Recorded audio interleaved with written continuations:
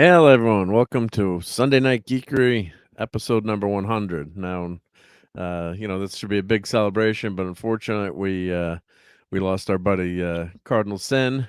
So I want to start the show with a tribute to him. Which should be a happy occasion tonight, but we're all bummed out about Gil Bavil's passing. Cardinal Sin, our buddy. So just going to start the show with a moment of silence, and I have a slide.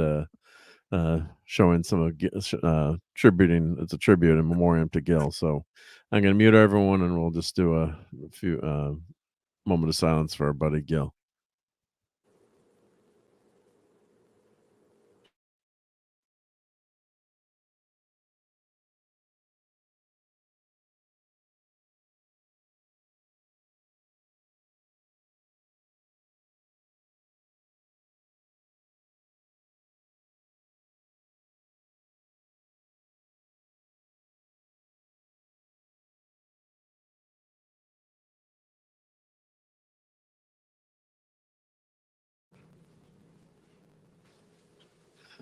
Thanks, everyone. Yeah, so I'm sure everyone out there knows by now. Unfortunately, when we're broadcasting with in the clubhouse with my buddies Clobbering Times and Raquel, we got the news had broken on Twitter.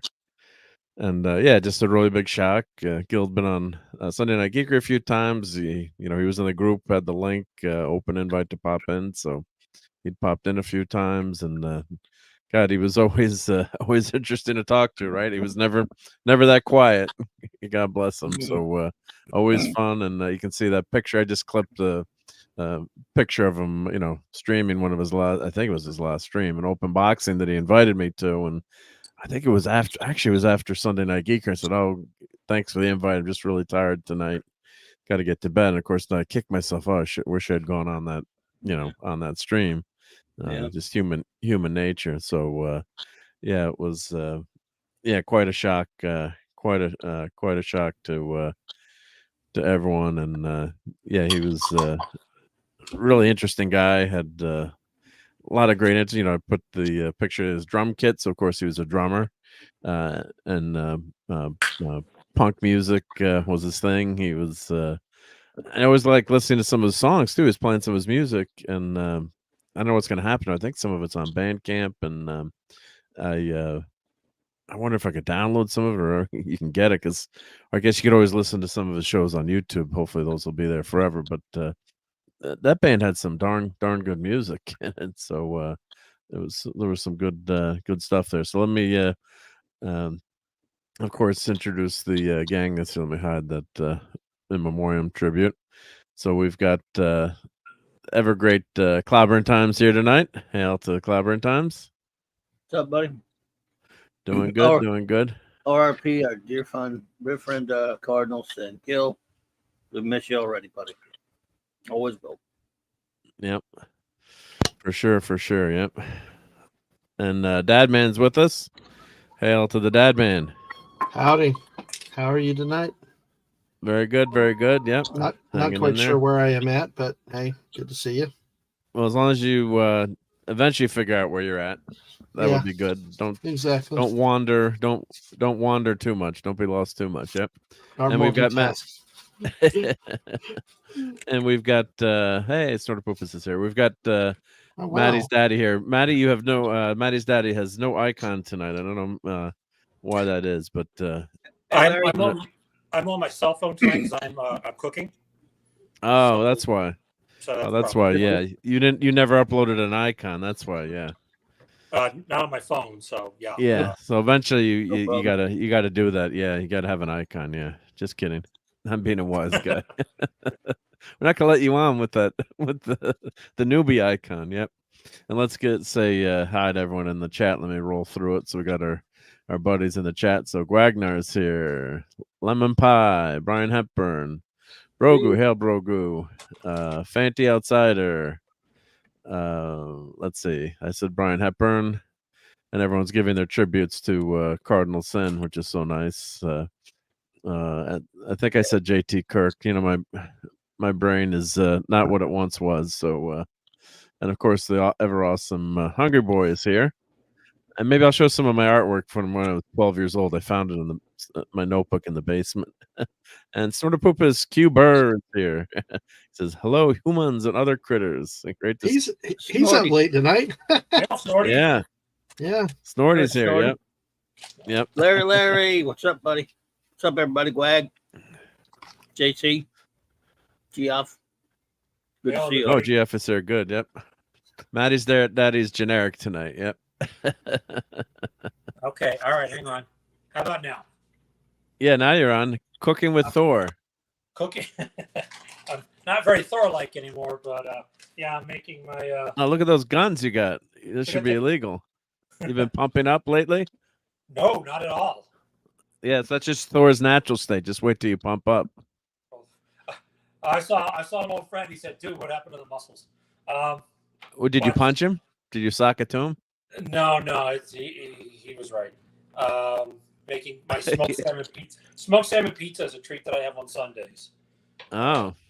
So I'm using. Chef would probably, not be pleased to see me using pre-made pizza shells. This is Sunday night. This is sponsored by Eatery Sunday Night time. Eatery. Yes, eatery time. Yeah. So I'm cooking for me, and then also I will have the prettiest girl in Vegas with me the next 2 nights. So I'm gonna make some mac and cheese with. There you go. There you go. Stuff. So yeah. So and with that said, I will go back to being faceless, iconless, anonymous. There we go. And now everybody's like, everybody is safe to look at the screen again. Yeah. Well, salmon pizza time. Oh yeah, wait, hang on. I'm sorry, I did forget. I don't know if you can read this or not, but I'm wearing my shirt in tribute to Dad Man. There you go. Gosh. Oh wow. Okay. And I like that salmon pizza. That's awesome. Pizza fit for. Don't get Snortopoopas near that because bears I hear love salmon. I don't know if polar bears eat salmon. I'm guessing they would. Well, he's already saying salmon pizza. There he is now. yeah. Valhalla Cooking with Julia Child and Thor. So let's play. Let's do the Mighty Thor opening.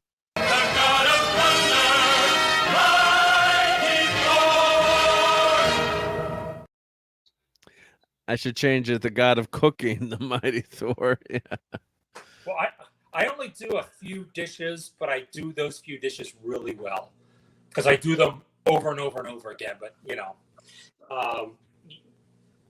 nobody would want to eat my cooking on a regular basis unless I'm making smoked salmon, chicken cordon bleu, gumbo, or chili. There you go. That's kind of my whole repertoire. Well, salmon pizza sounds good to me, but I'm gonna guess Clobbering Times is a no on that, and I think Dadman would try it though. I think Dadman would. No, try hell it. no, hell no. You wouldn't? No. Okay. No. I'll eat fish. I will eat bugs. I will eat the stuff, but salmon, no. That is the stinkiest fish that I've ever had.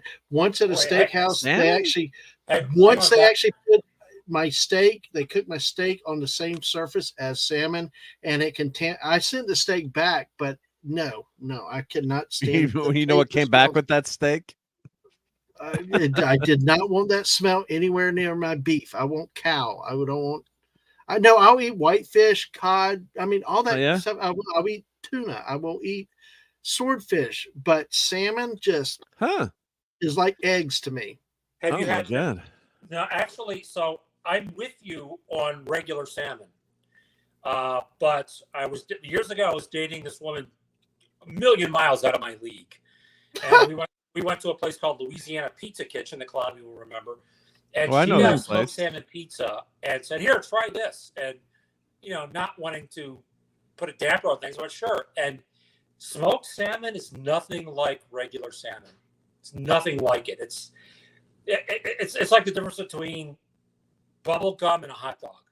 So if you've never had smoked salmon, well, that's what Bagel and Lox is. That's smoked salmon, yeah, which is very popular in our area. And Claude is Hail to Claude.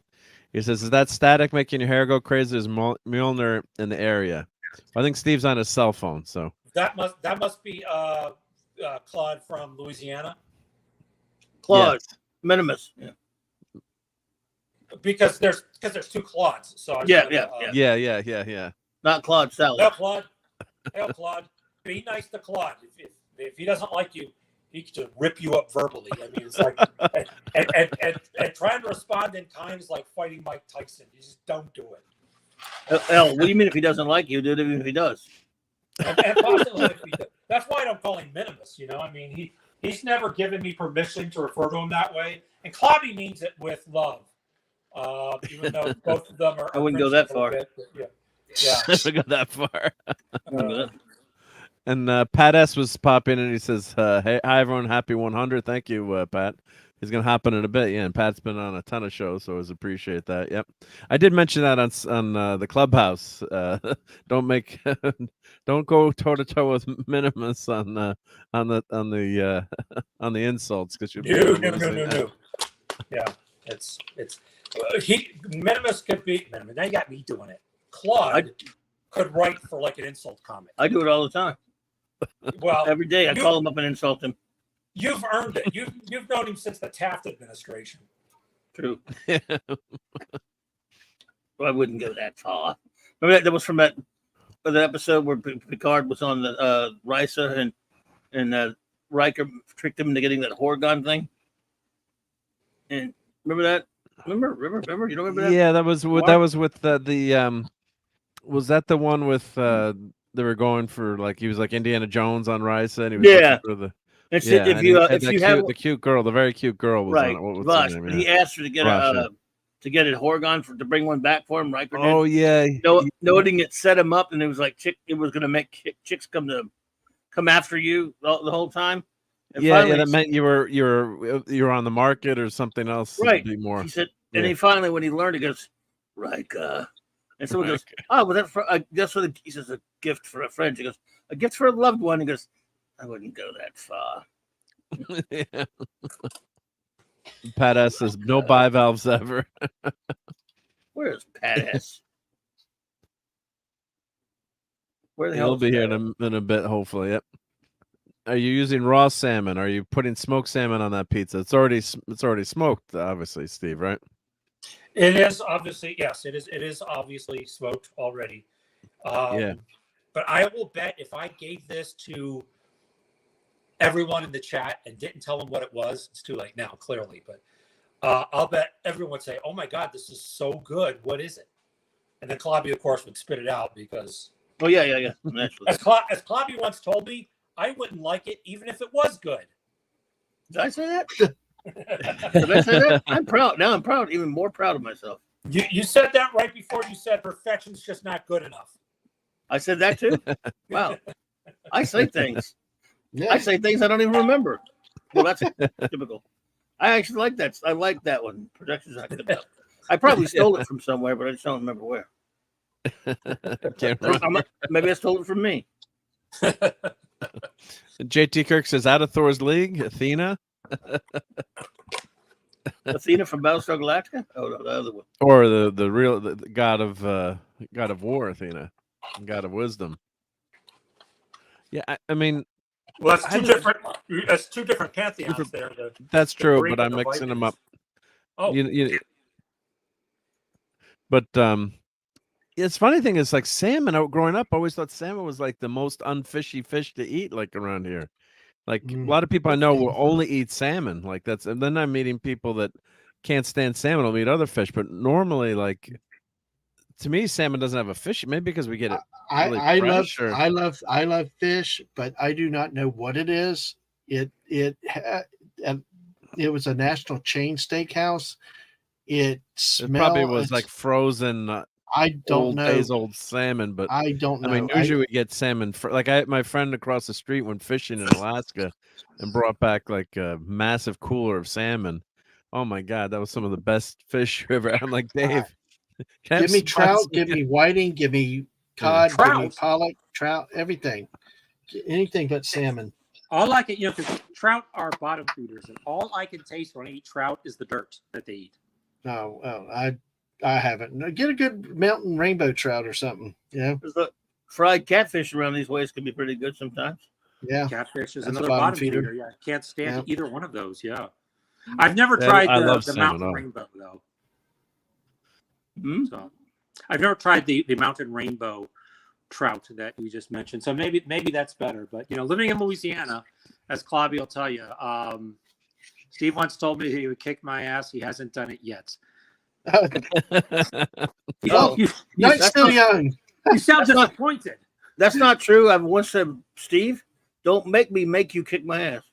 Oh Oh, gosh. yeah, Claudia used to say that all the time. Yeah, Claudia used to say that all the time. No, I've never threatened to kick Claude's ass. You have? I don't even like the word ass, and I don't really say it. You did. You used to say, "I'm not kicking enough ass around here." You did say that. I did. Me? Yeah, that was you. That was a sound good like one, me. Yeah. Huh, Well, you okay. didn't mean it. You were just like, joking. No one took it seriously. You guys must have been ganging up on me with the insult comedy, which I can take, but there's a certain point when you just Who knows? humiliated. We ganged up. We ganged up each other with tribbles on more than anything else. That was fun. Those were good Tribbles. days. Claudia, do you still have those tribbles? Oh no, I wish. Oh, too bad. Yeah. Oh, I agree, Brian Hepburn. Slow cook cedar plank salmon's awesome. I do that all the time on the grill. I don't know what you guys are eating for salmon out there in the wilds, I don't but know. Yeah. A lot of this stuff depends on the quality of what you eat, of what the restaurant or whatever, and who cooked it. And the first time you have it too, because that can be a big turn. Like if you have it salmon and it's horrible the first time and it's not fresh or whatever it is. Yeah. Like I had a very bad experience eating string beans as a 4-year-old, and I'll never eat. I couldn't eat them again after that. So my dad forced me to eat string. He says this was not true. I remember it. He said they look like green worms. I want to eat them. He's like, you're eating your string beans. I just remember getting sick, and then since then I can never eat string beans. So just to jump in, if I made you Southern style green beans, which is I can't eat them. I'll bet you could. No, because in my mind I think I'm eating worms. Dude, It's just like I'm eating you got a gok. college degree. I know, but it's like 3-year-old Mark was forced to eat string Eating beans, gok. and it just, that's right. Gok. and it's just I just can't do it. I mean, I know it's totally irrational, ridiculous. I admit it. I mean, I'm not going to say it's normal. It's very abnormal, but I just can't. Every time I try to eat a string bean, I just think it's a slimy worm, which is totally nuts. And I get that with my thing with eggs and salmon. I get that. Right? It doesn't matter. It becomes an irrational. Just no, you can't. Nope. I'm not gonna do it. Because you hate eggs, right? Did you have a bad experience with eggs as a kid, Dad man? It just like I've said before, my mom, the way she cooked boiled eggs for potato salad was just like sulfur. God, it smelled like bad rotten. Oh, so she made egg salad, or she made? I don't like boiled eggs either. Potato salad, egg salad, all that crap. It's all crap to me. It's like I don't like boiled eggs either, or potato salad. And everyone loves potato salad, but me, my dad especially. You don't like it? Well, I'm with you there, but not Claudia. me. I don't. No, I don't either. What a bunch of commies. I love eggs. I love scrambled eggs or over easy. I just don't like that. Those I don't like them like a boiled egg or like like a deviled egg, like kind of driven crap. No. Wow. I love deviled eggs. Oh, I love egg salad. Although it's a very dangerous. Egg salad's okay. It's a very dangerous sandwich to get because sometimes the mayo goes bad. So you can have bad. Geoffrey's here, but my friend Brian, for my Eagle Scout project, we were working cleaning up an old Revolutionary War cemetery that had a lot of veterans' graves there, and we're cleaning up all the cemetery. Devin, you would love to see the book on who was there. People from the Revolution. Oh, let's show this pizza. Well, wait. Can I say one thing real quick? Sure, of course. Yeah. I get absolutely on big riot things, but Snortopoopas Cuber just said something that if he did make me a egg and salmon sandwich, I'd have to try it. I just couldn't. Wow. Do it. Wow. Very nice. Yep. Yeah. And that looked nice, Steve. It looked good. Yep. Oh, and you had the pizza pan there, which I like to see too. You have to cook your pizza. Yep. So as I was saying, Geoffrey knows my friend Brian, who was helping us that day. We're all, we're like 16-year-old kids, but I bought everyone lunch, and I think either Brian had the egg salad or something where the mayo went bad, and he got the worst case of food poisoning. Wow. I mean, so whenever we talk about my Eagle Scout project, he's like, "You're not buying me a sandwich again, are you?" So yeah, it was so it was a bad one. It's like, "You want an egg salad sandwich, Brian?" Like, nope. I'll pass. Yep. Not just no, Hades no. Yeah. And then Phantom is saying regular salmon on pizza doesn't work because of the high water content. After smoking, there's less water, so you won't get a mushy pizza. Yeah, that makes sense. Yeah, I've never seen a salmon pizza, so that's interesting. Maybe I'll try that. Yeah. And Phantom does not like string beans. Okay. And Brian Hepburn says deviled eggs for the win. Yeah, I love deviled eggs. Yeah. Ugh. God, it's so good. But you hate eggs, so yeah. So and it was just your mom cook. See, it was a Ute. It was your mom cooking those. She made it all the time. Probably she loved to boil. And boiled eggs have a bad. Boiled eggs have a very not a nice smell either. I got to agree with that too. Yep. Well, it just was enough to turn me off. Like, forget it. Yeah. Yeah, absolutely. So I think we need to change the name of this show to Sunday Night Eatery now. After the way we've been going, forget One Piece and the Barbie movie and Ragnarok. Yeah, we're just gonna change the name to Sunday Night Eatery. It's with it, episode number 101. There you go. The new show. Yep. Guys, I'm getting nothing but static, so I'm going to jump out and try to come back. Okay, sounds good. Good luck. All right. I'm gonna show Eric K was kind to send me some pictures of some awesome food. So let me show those. Let me queue up my drive here if I can figure out where I save these. Let's see here. So yeah, again, I hope everyone had a good meal tonight. I had lobster today. We had a lobster bake. We had a fundraiser clam bake. So I had lobsters and clam. Oh, I didn't take a picture. I shouldn't have taken a picture. And your Giants pulled it out.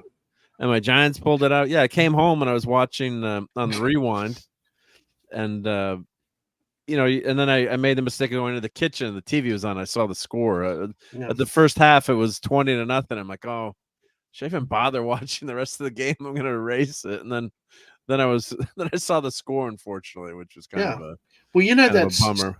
The Giants went. You don't want to be surprised when you're watching. The Giants went 6 quarters without scoring a point this season to open the season. 6 quarters. They shut out last week, shut out first half today, and then outscored Arizona 31-8 in the second half to pull that game out at the end. It was just an amazing rally and comeback. But hey, yeah, I mean, totally nuts. I mean, God, I mean, the Giants were really striking out. They were, yeah. Oh, Steve is back. Let's see if he's less staticky. My personality or my voice?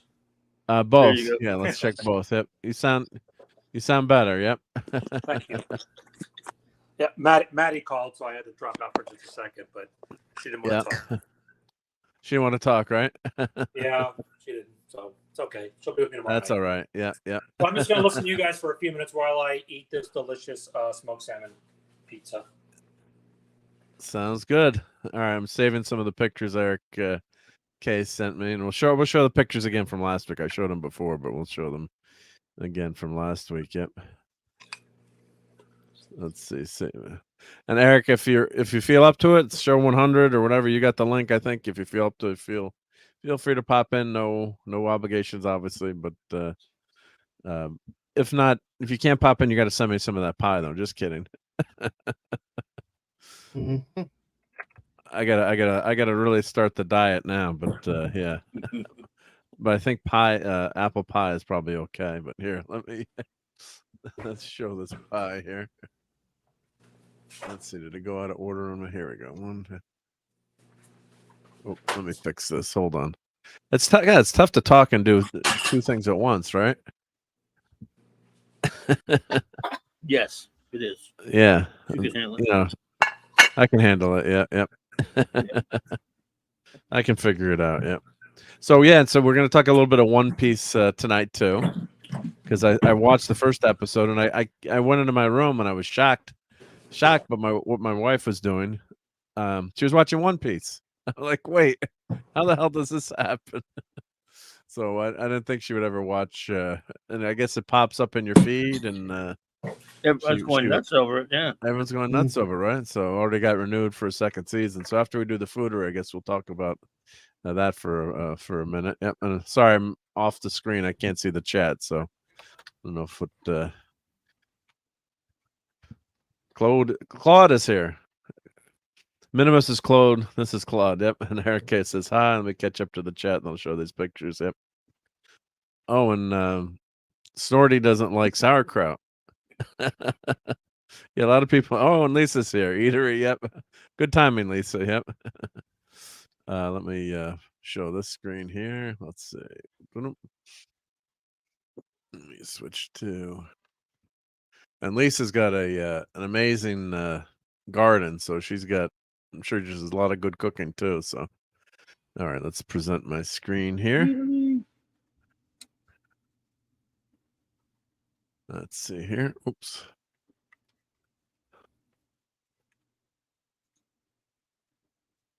Present. Share screen. What you be doing? There we go. All right. Oh, that's the finished. Oh, why is it mixing up the pictures? I thought I segregated them. Oh, you know what I got to do? I got to rescan it. That's why. Let me stop this for a second. Oh, no, don't do that. Wrong button. Wrong button. Computer. There we go. Hello, computer. All right, so this is Applique's pie here. So I'm sure this is all homemade. That looks like some kind of oatmeal and brown sugar, I'm guessing, topping. I make something like that, a little bit like that for Boy Scout camp. We do that in our cooking competition. We always seem to win. I don't know why that's getting mixed in there. That wasn't supposed to be in there. Yeah, and Eric says, Larry, the man so nice, he's named twice. And Hale, Lisa says, "Happy 100th." Yeah, I'm glad to be 100. Yep, who would have thought that? Yeah, never thought we'd make 100 episodes. Yep, but so that's going in the oven. Damn, that looks good. You got 1, 2, 3, 4, 5 pies. Wow. And Claude says he's trying to watch One Piece. It's just not grabbing me. What am I missing? I don't know. You need someone to grab you. Everyone needs someone to grab you, right? So, I don't know. I watched the first episode. Almost. I didn't finish the whole episode, but it got me right in the beginning. I thought it was pretty darn engaging in the beginning. I don't know. You didn't think, spoiler. The guy looked like the guy was. I didn't know Mr. Fantastic was going to be in it. So, I thought the opening was pretty. We'll get into that more. We'll talk. We're doing pie talk now, but and Geoff says he made 6 perfect Dutch apple pies last year, but last week I tried to duplicate it, and the topping came out as a gooey caramel mess. Well, yeah, if you sometimes overcooking them. I'm not saying that's what happened, but that can happen. Or if you cook your pie too long. Yep. And Red Shirt says, "Hail to all." Hey, Red Shirt, thanks for stopping by. Yep. Trying to catch up on the chat here. And Lisa is an amazing chef. Yep. She does some great pictures that she posts. Yep. Eric K. Applique. Wrenches are everywhere. And Guagnar says hello to Red Shirt. So this is pre-cooking pie, I guess. Yep. So yeah, but that looks and I'm guessing that's that was last week. I don't that got mixed up in the pictures. I don't know why. Yeah, because I was thinking that's pork. Well, we can eat a pork pie. Yeah, I thought I'd separate that into 2 different zones. Just make it an empanada. Yeah, let's see if I do. I didn't move that over to the. I left that in there by accident, I guess. What do I know? Here, and here's the other. That's what happened. Yep. So this was last week's, which I did show last week, but hey, we'll continue the eatery tradition. So there's Eric's K's. Well, it's beef. That's beef though, not pork. Yep. So I'm assuming that's the beef all rendered down. That's my guess, but yep. Either way, you can make a good empanada out of it. Get a good pastry crust to it. Yep. Yeah. Look at those onions. That looks good. Yep. Love onions. Yep. And HB says there's a lot of cinnamon in this pie. I'm guessing there's got to be. You always have to have cinnamon in apple pie. Yep. Oh, and Eric Hayes puts cinnamon on his crust and the filling. Interesting. Very interesting. And Jeff says Star Trek, a piece of the pie, a piece of the action. And that's Beefer's burrito taco meat. Yeah, that came out. That looked good. Yeah. Snort says delicious moo flesh. Yeah. Onions and garlic. Yeah, heavenly combination. Yep. Good stuff. Yep. So let me actually. Do I have? Let's see. Well, this is This is very delicious, but Tilly can't eat anything, so she would. That was disturbingly not delicious. Yeah, because she doesn't have any good taste. But she did that in reaction to mac and cheese. Sorry, I ordered mac and cheese on purpose. I'm trying new things because my comfort zone has become uncomfortable. Yeah, I mean, how could you not like mac? I mean, I know we shouldn't stereotype who likes what food, but pretty much almost everyone likes mac and cheese, right, guys? I mean, what do you think, Dad, man? Yep. Oh, yeah. Cheesier the better. Cheesier the better, right? Yeah, yep. Exactly. Or put some honey in it, like they did at Uncle Lou's. Actually, that's interesting. Yeah, honey macaroni, honey mac and cheese is really, really good. Never thought that would have been good, but yeah, that sounds interesting. Yeah. Well, you didn't overdo it. You gotta get that right balance. Yep. But it gave it a little something different than just your normal cheese, plain cheese macaroni and cheese. So yeah. And here's Captain Cisco cooking. Nobody touches my peppers. She ruined. That was a good time in there. She ruined his peppers. Yeah. But we did have some new fun clips that were added. So from Saturday Night Star Trek. So let me see if I can upload a few of those. But we had some fun on Saturday. We had some darn good fun on Saturday night. Saturday Night Star Trek. I think that's and then Gwagnar did some great artwork. So I animated one of them, which came out pretty good. So let me load up some of those for fun. Let's see. Let's go to the Voyager clips. Yep. So we got our best bud Neelix. Let's see. Open that one. And here's the new flying supercast. Let's get those up there. Yep. Hopefully I have room. Yep. I gotta keep adding So Neelix is our favorite chef, but here's Supercast. Supercast.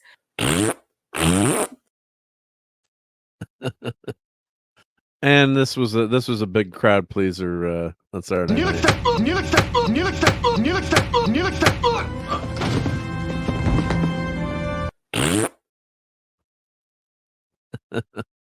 Got to keep that in the quick rotation, right? Yep.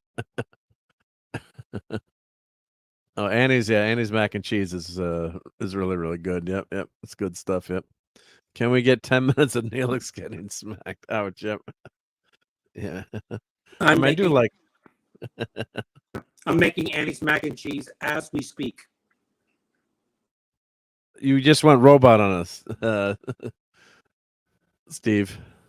Oh, he just muted. Yep. Okay, am I still robotish?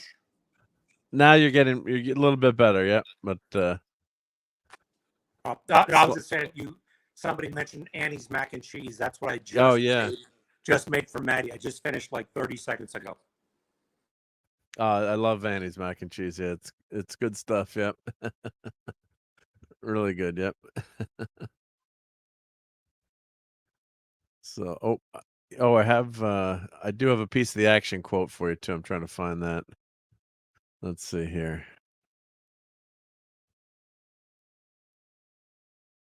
There we go. Let's play this for Maddie's daddy. I gotta clip that one. no more cracks about the book because that happened just to come up on my screen background there. But You cooperate with us, and maybe we'll cut you in for a piece of the action. Awesome. So why don't we do a little bit of One Piece talk, I guess, right? Now, Clobbering Times, you sound like you really enjoyed it, right? We're talking before the show.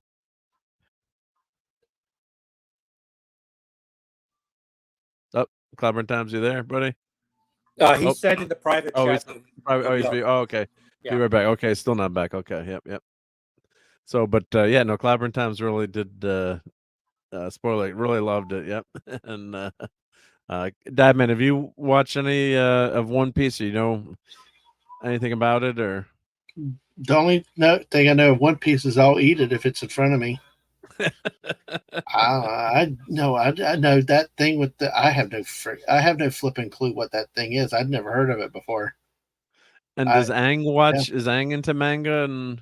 Oh yeah, Aang and the missus are into manga and stuff like that. Manga. So yeah, you say manga or manga? Manga. It's manga, not manga. See, it tells you how much I know. So it's manga. Okay, thank you. Yep. Oh, the striker slap. Yeah. I think English is the only language, or one of the very few, that has the A sound like ah. I think most of them are ah. Okay. Except for us, yeah. Probably not all, because I don't speak all languages yet. Yeah, yet. Right. Yeah. Getting there. Yep. Well, Jeffrey, the singing episode in Strange Nude Worms. Yeah, run with a short episode of Cop Rock. Yes, like the episode be named Spock Rock. Yeah. Oh yes, I wrenched Lisa because I better not. You got to watch out how that sounds. I made Lisa a wrench. Yep. But yeah, Lisa, I can trust Lisa. Yep. Thank you. Yeah, Lisa's lemon pie. So don't whack me with it. Yep. Lisa, and Sean Carter's here. Lisa, I heard you cook. This is my smoked salmon, caviar capers, cream cheese, pizza. Oh, there's cream cheese on it too. Yeah, it's pretty much like a canapé. It sounds like bagel and lox. You might as well just put that on a bagel. It's very, very similar. Yeah. Yeah. And I think I saw Hungry Boy. Did I see Hungry Boy's name pop up? Yes, Hungry Boy's here. Yep. I don't know how hungry he is, but tonight. Hail Hungry Boy. Well, if he's hungry, I've got Annie's mac and cheese, the organic. There you go. Did you make that with real butter and real half and half? I forgot to put the butter in actually because I was talking. So you got to have the real butter in the mac and cheese. I was always the most popular kid in college for the late night stuff, but I used it. Everyone's like, "Why does your mac and cheese taste so good?" It's like because I had half and half and butter. Grandma would get the government butter, like 5 pounds of government butter, 5 pounds of government cheese, and so that was all. That made my mac and cheese really good. And Dadman has got lots of stuff to do in the morning. So he's got to head out. And I actually saw the private chat, which is actually encouraging. Because usually I miss the private chat for like 20 minutes. There's always hope. Yeah. So Dadman's like, please. But you can always just say if I don't see the private chat. I know. Well, I hate just stumping out. But I mean, you deserve it, especially tonight. No. Congrats on the 100 episodes of this. Thank you for adding me to it. Thank you for being here for most of them. So you've been a great friend on YouTube and the missus and Aang. Absolutely. You have too. Troubleshooting, advice, tech stuff, all that kind of cool stuff. And thank you. And just appreciate all your support. Congrats on 100 of this. Thanks for letting me come on. And, it's always a good job. Just really tired these days. And, Well, wait. Don't go anywhere yet. Don't leave. Over that way. God damn it, Mark. Jeez. It's the 100th episode. We got to play all these. Where'd they go? Right there. Oh, screw you. And the missus.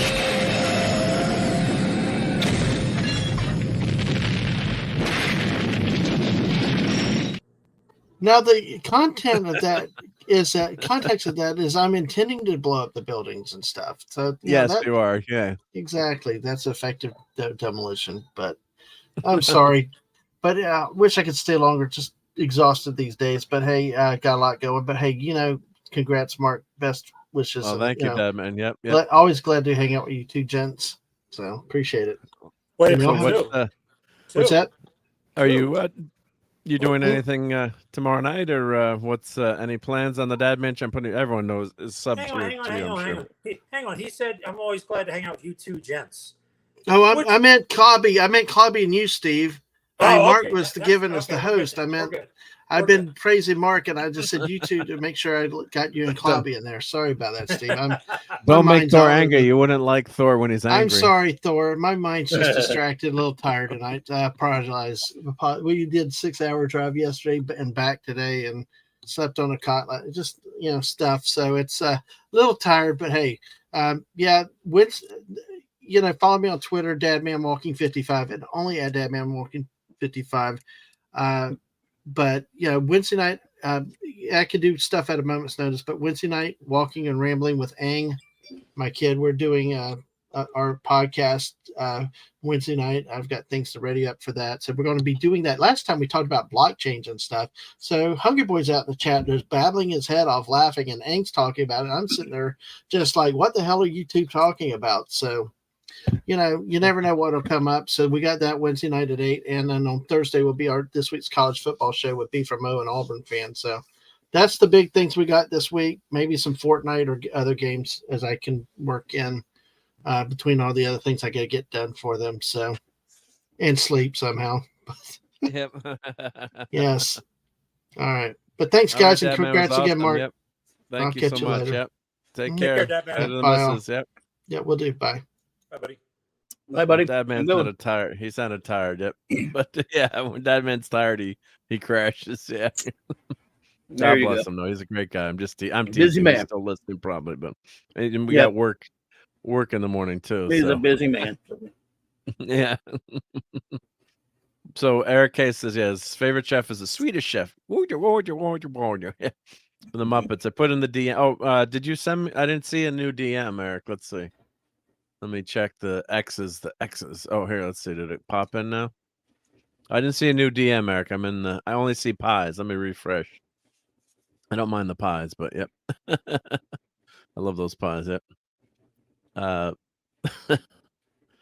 So let's see here. We got some jokes going about wrenching. But bottom wrench or top wrench. Never go full bottom wrench. It's just a red shirt. Yep. Wow. What? Spicy. And Ang and I speak art crapsy. I don't know. Art crappies? Crappies, I guess. Yeah. Okay. Yep. Gotcha. Oh, in the Geekery. Thank you, Eric K. Yeah. Let's see here. Oh, the Swedish chef through the meatballs. Yep. Can I play? How long is this gonna? Oh, it's too long. But oh yeah, I love the Swedish chef. Yeah, I'll play a couple seconds of it. What the heck? I won't get into too much trouble. Hopefully. There we go. Make that full screen. When I landed in Zurich, I asked my dad why those people were speaking like the Swedish chef. No offense, people of Zurich, but Swieseldeutsch sounds like the Swedish chef. Yep. All right, let's play a few. We could do a few seconds of Swedish chef. Oh, I gotta unmute it.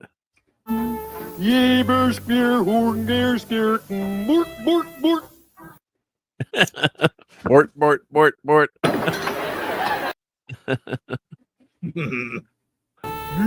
It's very soft.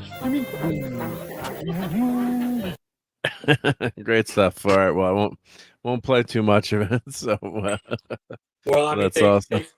They've canceled me. They said it was. They canceled. Yeah, they said it was culturally insensitive, and so they're not going to do any more Swedish chef. He's gone. Oh my goodness gracious, that's horrible. What happened? They made. Yeah, people were whining that he was that was culturally insensitive. The who was? Yeah. The who was? The Swedish chef. Who is that? Oh, you've never seen the Muppets? Oh yeah. Oh that one. That's right. Yeah. That guy. Are you serious? Yeah. Yeah. No one can have fun anymore. Yeah. Wow. He's gone into that great imaginary graveyard in the sky with Apu from The Simpsons. So this is Minimus with the tribble. So there's the tribble, Steve. I don't know if you haven't. It looks like a guy with gray hair, actually. That's what I thought it was. I thought it was the back of my friend Clay's head. Yeah. So here's another little clip of the Swedish chef, courtesy Eric K. We'll play a few seconds so the YouTube gods don't get too angry with me. So. I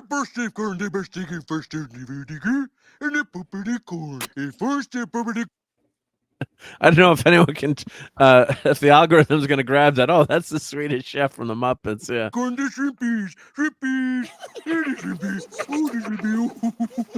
Oh, this is the one with the shrimp where you're cooking the shrimp. Oh, yeah. I love this one. Yeah. Sea bugs.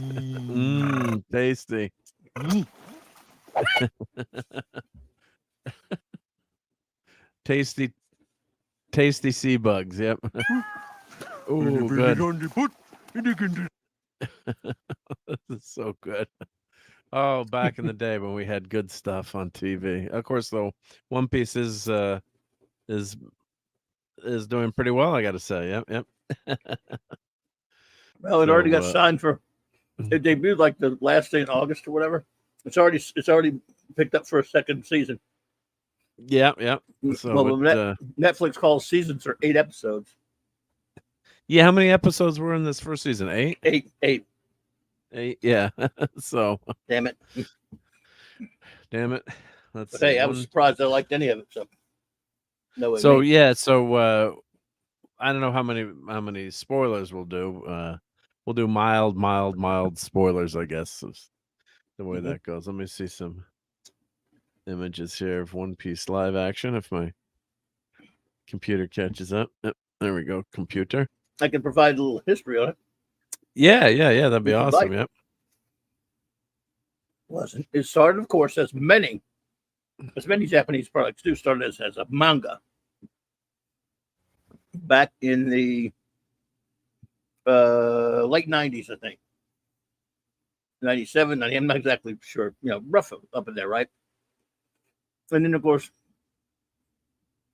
not soon after that became an anime as well, which is the way it usually goes, right? It became, there were like 1,000 chapters or something that was crazy like that. It comes out like almost on a weekly basis, the manga, when the guy's able to get it out, the creator. Is it still going? Oh yeah.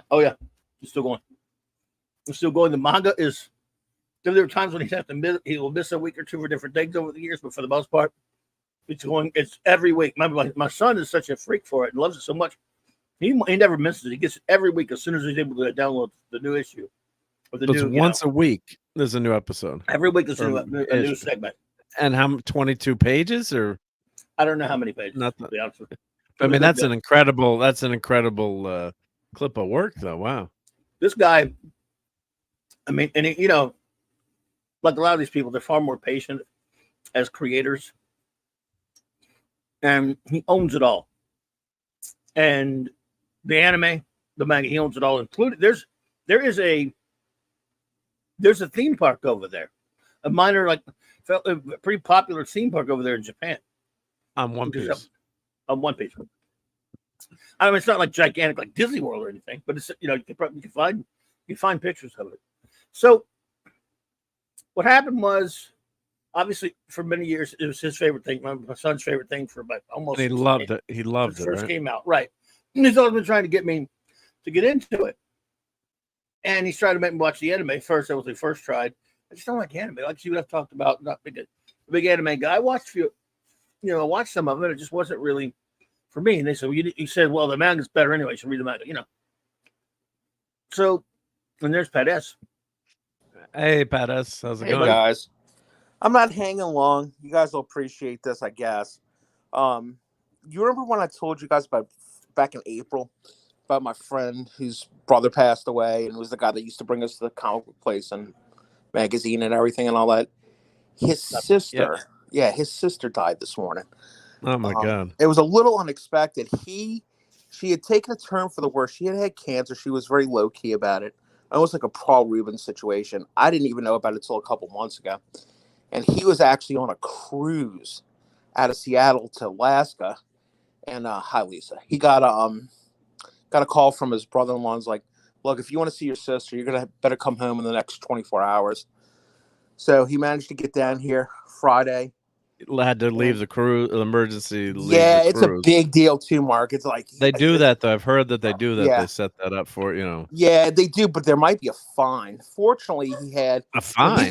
Yeah, because he had Wow. because he disembarked. It's some kind of maritime thing. I don't know if it's because he got off in Alaska or if he got off in Canada, how it works, if it was one or the other. But yeah, he's got to provide all kinds of paperwork and stuff. Oh, so he'll get show that it was reimbursed. true. Yeah, that show that it was actually. Yeah, unfortunately, you have to show like the death certificate and Yeah, and Wow. I mean another whole different bummer, but not nearly as bad as losing your sister, is the people he was on with. They had excursions that were like just for 4 people. The person he was rooming with, that was like the guy who was, because it was a married couple, and these 2 guys who have been buddies almost as long as we've been buddies with each other. Yeah. So he ended up making it home, which is good. He ended up making it home like Saturday.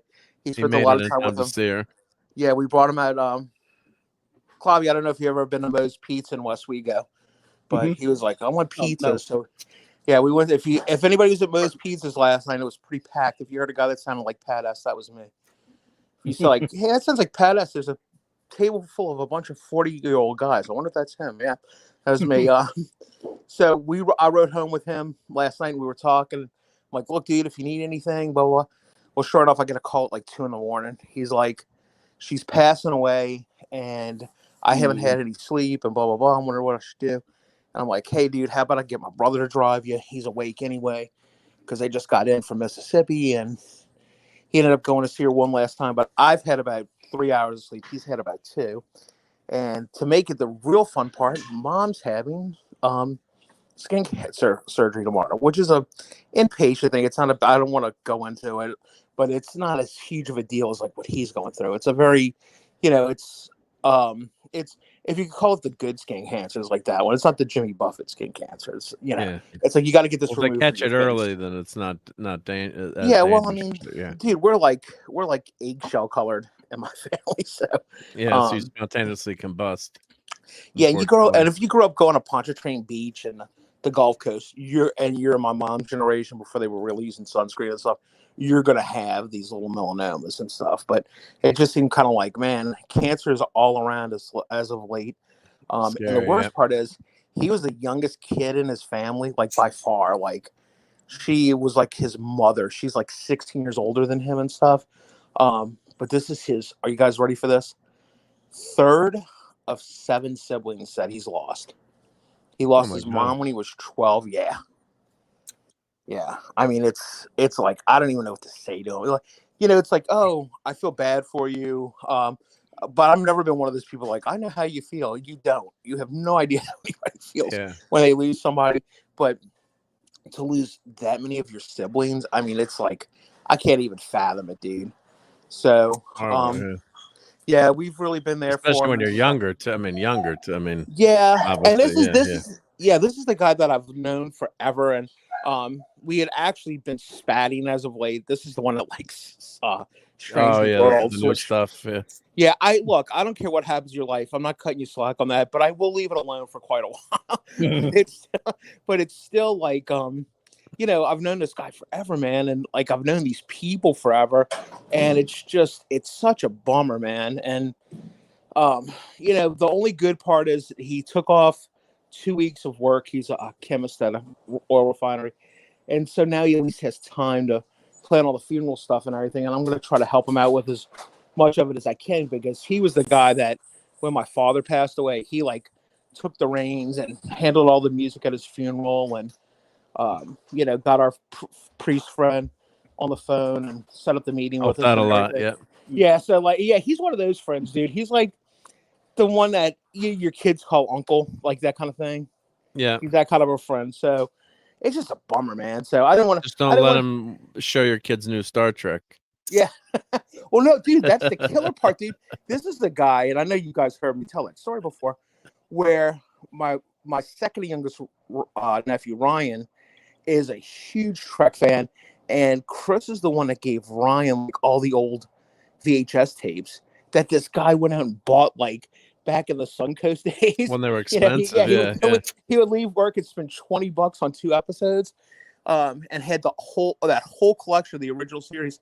And he just gave them to him. You know, he's that kind of a guy, and my nephew loves it that much. But I don't even think Ryan knows how much he watches the Strange New Worlds, because my nephew, even at 17 years old, absolutely refuses to watch any new Trek. Good man. Yeah. Hey, doesn't it give you hope for like that generation, though, dude? Seriously. Mm-hmm. Hey, Uncle. He's probably he's probably in the minority, but still, we'll take it. 100%. 100%. And listen, I don't know if you guys have said anything about this or will, but since this is the first time I've been on the air, I didn't go on with Gary and everything. If y'all mentioned anything about Gil or Sen, I know you probably did a lot. We did. I was there for the clubhouse, but I just wanted to say he was just a great guy. And Mexican Iron Man introduced me to him, and I got to work with him, and he was a wonderful, wonderful weirdo. He was strange and odd, and I hope he has all the answers now. I told that to somebody. I don't know if I tweeted that out or something, but he was a true explorer of the mind and of the surreal and the outer limits and stuff like that. And we had plans, man. We had some big guests we were going to get. I never formally produced with him, but he was one of those guys that if he got me on the phone or DM me, I was dropping everything, because he was just, and he's that kind of guy, you know. It'd be like one time he told me like, I feel left out sometimes, all this stuff. So I started like tagging him on all my tweets, and he sends me a message about 4 days later. He's like, dude, your tweets are all in my line of things I don't know how to get rid of. He's like, can you stop like tweeting me all this stuff? I'm like, sure, buddy, no problem. You asked for it. He was just so honest. And the last thing I'm going to leave, and Clobby, you'll have to tell everybody if this is still up or not, but this past New Year's Eve was the first time since COVID and my hospitalization, I was able to get out. I went out and had a nice dinner with my friends. I saw my sister. I saw some family. I got home, and I watched that incredible Clobbering Times Cardinal Sin New Year's Eve, well into New Year's morning, and going back and forth with stupid new Battlestar Galactica. And I think Clobby remembers I was totally egging him on, because it was like really entertaining. You know, Sin kicking into Chris walking and talking. Were you about on that. the show? Were you on the show, Pat? No, dude. I popped in later. I came on later. Oh, okay. I would have never asked to be on that show, because you guys are like good YouTubers, right? I'm a mediocre YouTuber. I wouldn't go that far. But I will tell well, Clobby is. Let's at least say that. But I am an avid viewer, dude. And for me, that reminded me, and I was thinking of that too. I said, oh man, you know, Mark has the old, let's see if anybody in the chat gets this reference. Mark has the old Dr. Demento time slot, gang. I don't know if you guys remember, probably in the 70s, but definitely in the 80s and early 90s. Mm-hmm. Dr. Demento came on Sunday night. I remember that. Yeah, 80s, up to the 80s, even into the 90s. I remember laughing one time because my mom came in my room and she's like, turn Dr. Demento off and go to bed. You have a test. It's cool. But, you know, I'm sure Gil probably loved Dr. Demento and knew who he was and everything. That was just such a fun broadcast. I would have never wanted to even consider coming on, because I was such a great viewer that night. I was really enjoying it. And I don't know if you remember this or not, but Gil insisted on auctioning off, having a raffle for one of the new Battlestar Galactica new series ships. Right? It was the Galactica. What's the one that just closed down? Moss, something like that. Yeah, Eagle Moss. Yeah. Eagle and Moss. Then the new Master Replicas is reselling. Ship. They're selling all the you know, the inventory off. So every check Master Replica enabling segment and check Master Replicas for there we go. Some of the ships. Listen, all to be very upfront here, full disclosure, I am not a fan in the slightest of the new Battlestar Galactica. think it's stupid. I think the All Along the Watchtower thing with Jimi Hendrix is about as dumb as it gets. And I have my friends trying to explain to me why I should watch the show, and they're telling me this, and I'm like, why would that make me want to watch this? The only thing that made me consider watching it is that Al from Quantum Leap was in it, right? That would be like the only thing. But I'm having a good The time. cast was great. The cast was great in that. Yeah, I think I did great something actors. Like, yeah, and if you hey, look, I'm one of these guys. If you like it and it's not new Star Trek, you have at it, man. The Battlestar Galactica franchise is not as dear to me as some other ones are. You know, same here. Star Wars. Same here. Yeah, you know, but have at it. But I think I threw up some smart alecky number like 69 or 37 or something like that, or 07 or something. And by the way, guys, this I swear to you, and you know, Klobby is above the boards. This was not fixed. I texted him. So I didn't even have Klobby's number. I don't have Klobby's number now. I could DM him. And Sen was having such a good time. If I'd have called him on the phone, he wouldn't have realized his phone was ringing. I ended up winning the ship, dude. Yeah, you did. That's right. Oh, wow. that's right. Yeah, that's right. Forgot all about that. Yeah. And guys, you're gonna love this. And this is not classic Gil. I don't know what is. And I couldn't even be mad at it. I thought it was so funny. The man sent the ship. I'm not sure. It comes like 3 days later, dude. He must have got up the next morning, drank some coffee, and went mail. It was great for that. I think I even had graphic proof of this. I'm going to have to go through my old phone and look.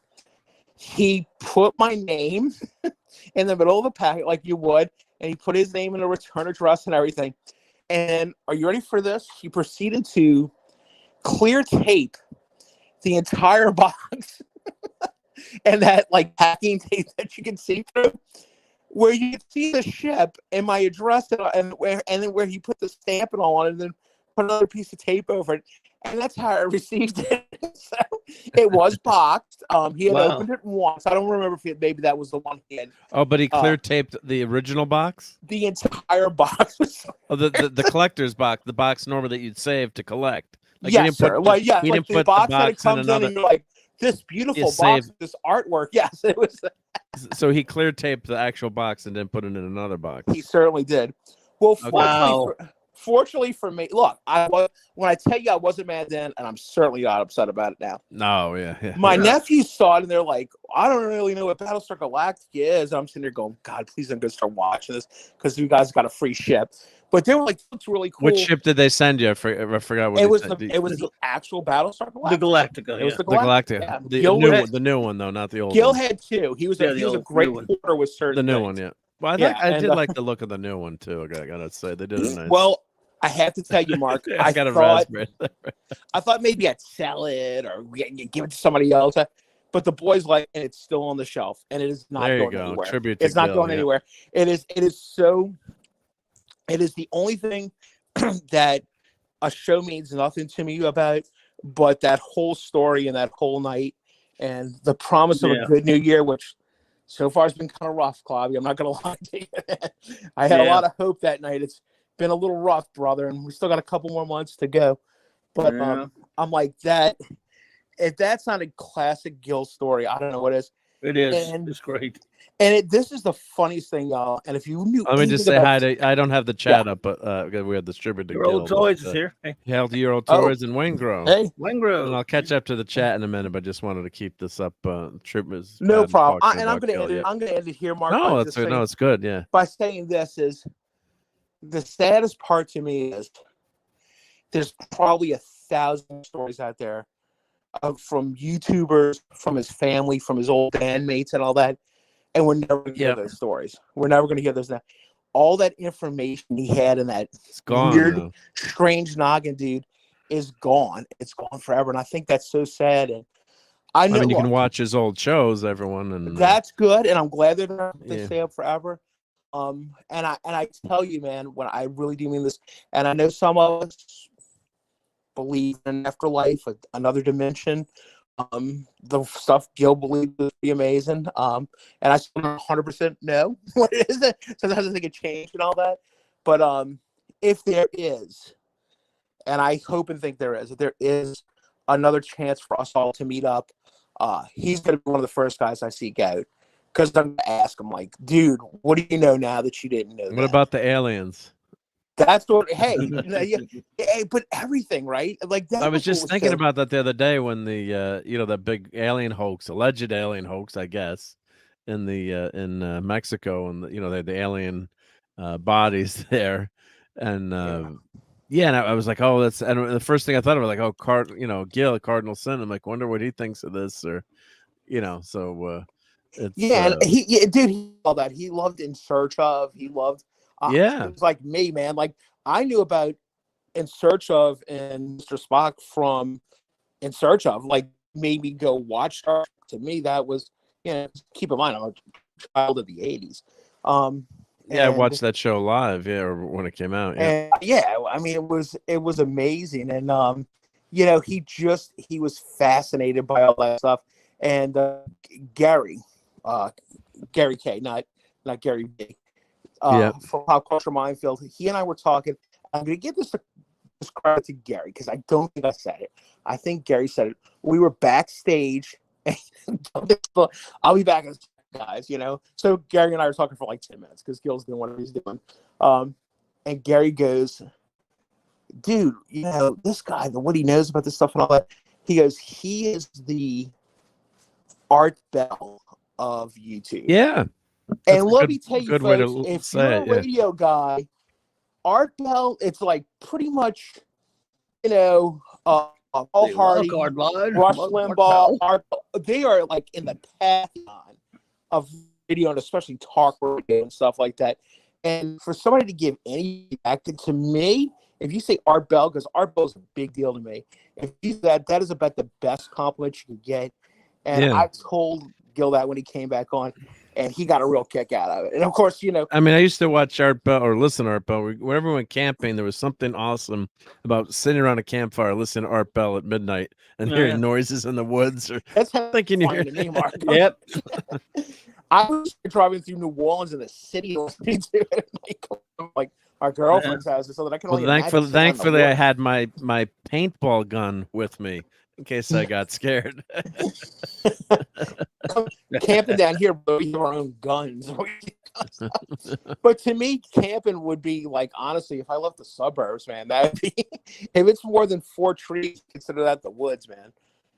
Algiers Point is like one of the oldest parts of the city, so there's not a lot of trees. It's like a tree grows in Brooklyn down here. But thanks for letting me say that, guys, and thanks for honoring. No, he was a great guy. Yeah, a lot of people noticed, and unfortunately, Mark and Clobby, a lot of people found out about your show.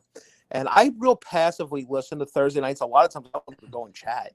And I was laying down about to go to sleep, and I started hearing the chatter, and then sure enough, like in succession, 3 texts, right? Boom, boom, boom, from different people. Hey, they're saying Gil's gone. So I got up and I texted Mike, Mexican Iron Man, Mike, not Mike. And he's like, he sent me a link. He's like, it's true. I can't talk about it, but I'm talking about it now. Come here.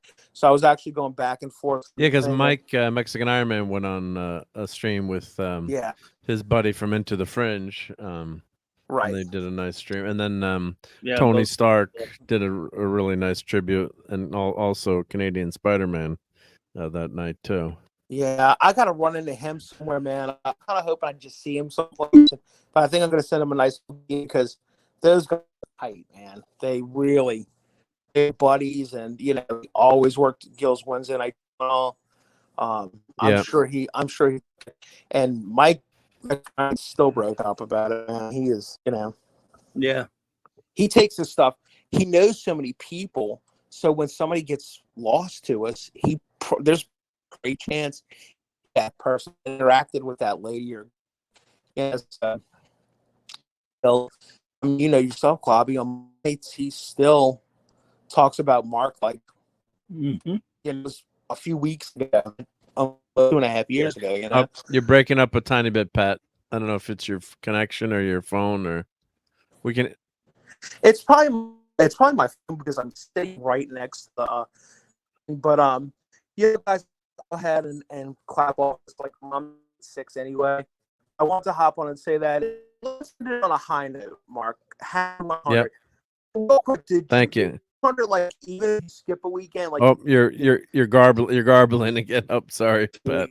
Night, as you giving me the everybody. nice compliment. No, All right, no, that's buddy. okay. No, that's But great. no, it's now we Chad. can hear you. But thank you. No, But no, man, good job. All right, buddy. Have a good one. I'll talk to y'all later. All right, man. thank you, Pat. Yep. No, appreciate Pat being here, and yeah, he's Take been care, a big Pat. part of this show and great guy, and yeah, he's had some bummer of a year with certain things. I think he said on the show with his so it's not a secret that his ankle was messed up. So, but yeah, so wishing him best wishes, and hopefully things, as he said, things will keep getting better. And yep, but he's had a rough go. But Pat's a great guy. He's always here. He's always like, oh, there's no one in yet. I'm glad to hang out for a little bit, but I can't stay the whole time, and really appreciate that too, because yeah, it's not easy going solo. Clobbering times, you're good at it. I know you'll say you're not, but you are. But you know, it's not it's not easy to stream solo. That's for sure. And this is for Pat S out there. It's because a droid don't pull people's arms out of their sockets when they lose. I don't know what his I can't remember what his icon was already, but yeah, it's a bummer to lose Cardinalson. That was a nice tribute. Unfortunately, yeah, no, that was the way the interwebs go sometimes. Unfortunately, Pat's communication, it's a little garbled in, but we get that great spirit of what he was saying about Gil. And Gil was a strange guy. I'm a strange guy in a lot of ways, but he was a charming, strange guy. He was never mean or if I'm hopefully saying those words the right way, but he was always interesting and fun to hang around with. And yeah, and then someday, Clever Times, if you ever watch Battlestar Galactica, the new version, every episode you'll be thinking of Cardinal Sin. Yeah, not even for Cardi. Yeah. No. So yeah. But yeah, that was a fun New Year's Eve stream. I remember popping in. I think it's just the right time before you exploded, Clobbering Times. But yeah, it was a good one. Yep.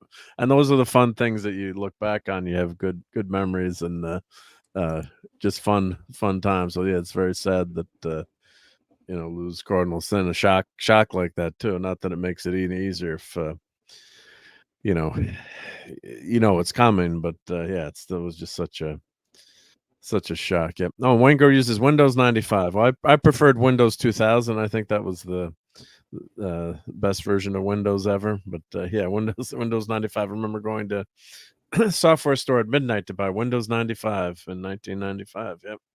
That was a big deal. Yep. And Snorty says, I'm strange unusual. Yep. and eccentric is that's the great word for Cardinal Sin. Yep. Very eccentric. Yep. Well, very good description. Look at the company he kept. Us, yes. Mark, you're the most normal of us. You're the normie of our group. And, wow. and you've got Wowzers. You've got $72,000. You're insulted. I'm insulted. No, Clobby, Clobby's insulted. Clobby, you are the guru of nerds. You're the Dalai Lama of nerds. Nerds. I'm a geek from what I've told. Yeah, I still say they're synonyms. I looked it up. They're synonyms, unless you want to get like literal, in which case nerds is a race created by Dr. Seuss. I love synonyms, especially the plain ones. Synonym bumps. Synonym bumps. Just like grammar used to make. Yeah, grammar. Oh, yep. Like grammar used to make. I like it. Just nice. Yeah. Oh, Just not to get too serious, but just for a second, I mentioned my main kung fu teacher with whom I studied for 6 years died, I think 3 weeks ago, and now Cardi passed, and Cardi and I had been talking about doing a show about animation together, and it just Pat's friend and my sister-in-law's dad. It just makes you, take the time to tell people what you really think about them. Let people know that you love them and care about them, One thing I noticed this after my dad died. People never say the good things to the people that need to hear them. They'll always say it to a third, like Mark and I can be talking, say, Clobby's a great guy, but yeah, but you never say it to the person because you feel weird. But you know what? People need to hear it while they're here. So I just thought I would throw that's for that sure. in. Yeah, no, that's a good point. Yeah, No, yeah. We're all dealing with this, and it's just so frustrating. I don't know how you deal with it because it's just somebody you weren't. I don't know. I wish I'd done more. I wish I'd had him on more. I wish I'd been on the show more times when he asked me, that I couldn't make it. I missed so many times that I just couldn't get there because of the timing and stuff. But now I feel guilty about it. So that's why I say tell the people who need to hear it what they need to hear when they need to hear it, because if you don't, you will feel regret. It's anyway. I didn't know Cardinal that well. We had exchanged a few emails and talked about doing a show where he talks about animation. And as I mentioned before, about less than a year ago, I mentioned on his show or somebody's show, I think it was his show, that I'd never seen Doctor Who. And he gives me his on live, he gives me his email address and says, email me, I'll send you my whole Blu-ray collection of it. I mean, the guy was so generous. Every time he was on Saturday Night Star Trek, he'll do 2 or 3 $20 super chats, and oh yeah, the guy was very generous. He did. He was very generous, big time. Yeah. Very generous. Yep. The other thing is, I know a little bit about his politics, and he would listen to people make comments that I'm sure he really disagreed with, but he never said anything. He just played it cool and kept things in perspective. So if you're up there, No, he didn't. Yeah, no. Yeah. And he did somebody so generous too. It's his unboxing stuff. That was, as I said, the last show he asked me to be on, and I wish I'd gone on it now. And I just watched it. I guess Canadian Spider-Man was on there, and a couple other guys. Brian, I think, can't remember who was there, but thankfully there were a bunch of people that were there, hanging out with him that last show, and he was unboxing stuff, and he was always so generous. And Tony Stark, Stark of Iron, he had sent a box of stuff. Gil was so damn generous, and he was waiting to unbox it. Of course, they unboxed it that night, and all the stuff, and he had sent the coins, the Cardinal Sin coins. I've got that in the background there. But yeah, he was so damn generous, right? He offered to send you was it Battlestar Galactica series? Mm-hmm. When you mentioned it. Oh, Doctor Who. Thank you, Doctor Who. No. Which is to Steve. Oh, to Steve. Yeah, to you it was Galactica. No, but he was so boom. He was ready to. You haven't watched it? I'll help you. Here it goes. Yeah. Yep. So. Yeah, his own personal. It wasn't like sending a link to, a bit stream or BitTorrent or something. That's the wrong term, but he was going to send me his own personal collection. Yeah, which he would no longer then have.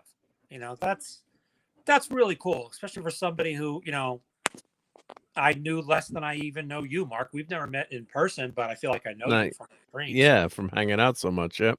Yeah, or even like Hungry Boy. I feel like I know Hungry Boy and Captain James T. Skywalker and JT, and a few of the other people. Just because we're always on the same streams and commenting and stuff. But and hi to Das Wolfen. Hey, thanks for stopping by, buddy. Hail Das Wolfen, and stand by my comment that you and Hungry Boy should do a stream hungry like Das Wolfen. I'm going to keep making that joke because it makes me laugh. The bad dad joke, yeah. Steve. Tiger Stripes. Oh yeah, Lisa says Tiger Stripes was on his last stream. Yeah, I didn't want to misspeak because my crummy memory, but I know Canadian Spider-Man was there. Yeah, so everyone, go watch some of Cardi's streams again too. They were very, very good and entertaining. Yep. You were gonna say something, Claudia? Sure. Yeah, sometimes you just now we're at that stage because everyone here's like mentioned just losing someone recently here. I think you mentioned a couple of people. Last week or two, I mean, I'm not paranoid now. I said, "Where's Steve? Is Steve going on tonight?" You said, "I don't know. I think you sent him an invite." You were getting worried. You were getting worried. I was actually you're making me nervous. We made each other nervous. This is true because like I hadn't talked to you and we hadn't seen you pop up in anything. And I said, well, he's very busy a lot of times. He's got Maddie doing different things, but it didn't matter whether that's the reality. You're busy on stuff. You can't. We're all now at this age, and I'm going. Well, I hope he's all right. I heard from him. And I even told. I told Mark. Said, well, I'll send him a text next time. Next time for a decent hour and see how he's doing because we were actually concerned about you. Just the way it is, man. I'm going through some stuff right now. Yeah, I understand it. It's none of our business or anything like that. What I'm saying is, when you don't hear from, now we're all to that kind of point. If you don't hear from somebody at least as regularly as you used to, yeah, then sometimes it'll pop into your busy mind. And you go, hey, because that's happened to me with people that just usually frequent my chats that I don't see them for a month or two. After about a month or two, I'm like, I haven't seen so-and-so in forever. Yeah. I remember when Ben Franklin died, and I sent Clobby a post. We were really worried about him. Yeah, a post, a literal actual. It was an actual post. As a joke about how old Clobby and I are, because it's a big long. It was a real post. As I'm saying, it was actually like a post that you put into the ground. Yeah. And the we mentioned, was it Alpha Omega who had passed away from the vid, but no one knew what had happened to him. Trying to find about him. Yeah, we didn't know who he Finally, was. someone tracked it. Yeah, because no one knew his real name, I think, or maybe one person did, or whatever. It was a couple of years ago now, I think, or year plus, and he had just he was streaming. And then all of a sudden the stream stopped, and the buddy that he was going to stream with, I guess, if you don't know someone's, phone, say even have their cell phone number or something, like, I guess clobbering times you have my cell phone and, God forbid, you lose contact or something, at least you can, call the cell phone or someone to reach out to. But, some people on YouTube are anonymous which is not bad or, but just, the nature of things, unless you get in touch with a few people you get very close with, and you give them your real name or your phone number or something. But yeah, if someone like that, and no one had a way of reaching out to the person or family or friends to see what's up. So I just remember that whole Alpha Omega thing, and then unfortunately we found out, you're hoping, he just decided to stop streaming, and Yep. Sometimes bad things happen. Yep. There was also a time when the power went out in Baton Rouge, and we didn't hear from Clobby for a couple of days, and we were kind of like, is he okay? Really? I don't remember exactly when it was, but and weren't your parents like trapped in the house or something, Clobby? At what point? Not that I know of. Okay, not recently. No, I didn't mean recently. Like a year ago, or maybe I don't. You guys had a time where there was some pretty bad rain. Now, around 2016, there was the Great Flood. That was the biggest flood we've had here since like 500 years. Right. That's where Marc D lost all of his comics. That's horrendous. Oh, wow. You were telling me about and hail to Scotty. Yep. What's up? Well, we're just reminiscing about Gil. We did food talk and One Piece, and all right, Scotty. Yeah, I remember you telling me, Clobber times, he was trying to save some of the comics, and eventually was just wheelbarrowing all his comics into the dumpster. Just horrific scene. Out on the street. On the street, right? Just they're all right. Even if you have, you think you got them in bags, but those bags aren't watertight. That doesn't. The whole house went underwater. Whole house went over. Yeah, it's not like you could even move like here we got a second floor, and you like when we had the hurricane here. Thank God we were lucky. It flooded my neighbors closer to the water, and we're like 15 feet above sea level here, 16 feet. And we had like a 12-foot surge. And thank God the high tide didn't jibe up exactly with the storm surge, because that's the catastrophic thing here. We have a 6-foot tide here. So if you have 6 plus, 15 from the hurricane, then so it was bad, but didn't get to the max. But I moved all my comics out of the basement And I really should bring them to my office at work and put them in file cabinets in there. So I might actually do that. So because my basement could flood, it'd be a massive hurricane. It hasn't happened in 100 years, but at least I could put mine on the second floor. The chances of here, we're not that close to the water. We don't flood that. The chances of that happening are, well, I should knock on wood, are slim to none. But I always tell the story. Then I broke my dining room table because I put like 20 long boxes plus of comics on there, and I was reorganized. I hadn't reorganized my comics in years. So I was putting them all in order. I printed labels for, I put dividers in the boxes. So like Amazing Spider-Man through Micronauts, so you're flipped into the boxes. You can find, what box has what. And I heard a snap when I snapped the leg of the dining room table. So I had to get my buddy Harold to help me fix it. He's a woodworker. But I always just tell that, that fun story. And thank God my comics were right, but I just can only imagine how horrific that is to lose something you love so much and you collect. And they're material things, but they're important to us. That's why we collect them. And it's also the loss too. It's something you can't pass on to your kids or family or someone. It's gone forever. And you had a lot of signed comics too. Kirby had signed some, right? Clobber Times, if I'm remembering correctly. Not Kirby, but yeah, a lot of signed stuff. A lot of signed stuff, right? Yeah. Yeah. Oh, yeah. Yes, Lisa, we are trying to get your phone number. Yep. So is it 867-5309? 99, not 999. So yeah. Yeah. So that's just so old, my that's phone just a bummer. I said I'm so old my phone number is 7. 7, yeah. And Das Wolfen says, "Is he real life friends with Keith and Gary from?" I always say Jerry now because Nick always calls him Gary from Pop Culture Minefield. So if I go radio silent, they know how to get hold of my family. Well, that's good to know. Yeah, something happened. Yeah, so at least someone knows. Yeah, someone knows who the real Das Wolfen is, who's hungry like a wolf. What was your joke, Steve? Hungry like the. What was your bad? He and Hungry Boy should start a channel, and it could be Hungry like Das Wolfen. Yeah, there we go. Yeah. I love that joke. Yeah. I don't care if nobody else finds it funny but me. I love it. That's all that matters. That's all that really matters. Yeah. In the grand scheme of things. I remember I posted a joke. I only posted one joke ever when Clobby said, "Well done, sir." And it was I was living in Reno, and I said, I went to a classic rock concert in Las Vegas. They had Boston, Kansas, and Chicago. They played everything from Oklahoma to New York, New York. It really left the audience in quite a state. And that was the only time. God. Nice. It was the only time Clobby ever commented, because I used to write a joke every day and post it on Facebook. Oh, no, man. You've done way more than that. Way more good ones than that. A lot of good ones.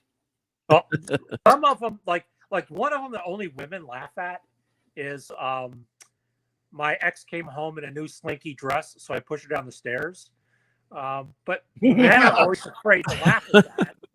Women laugh at it. And I've got one for women too. I think the reason that all women love the song "It's Raining Men" is they just like the mental image of men falling from the sky onto the concrete.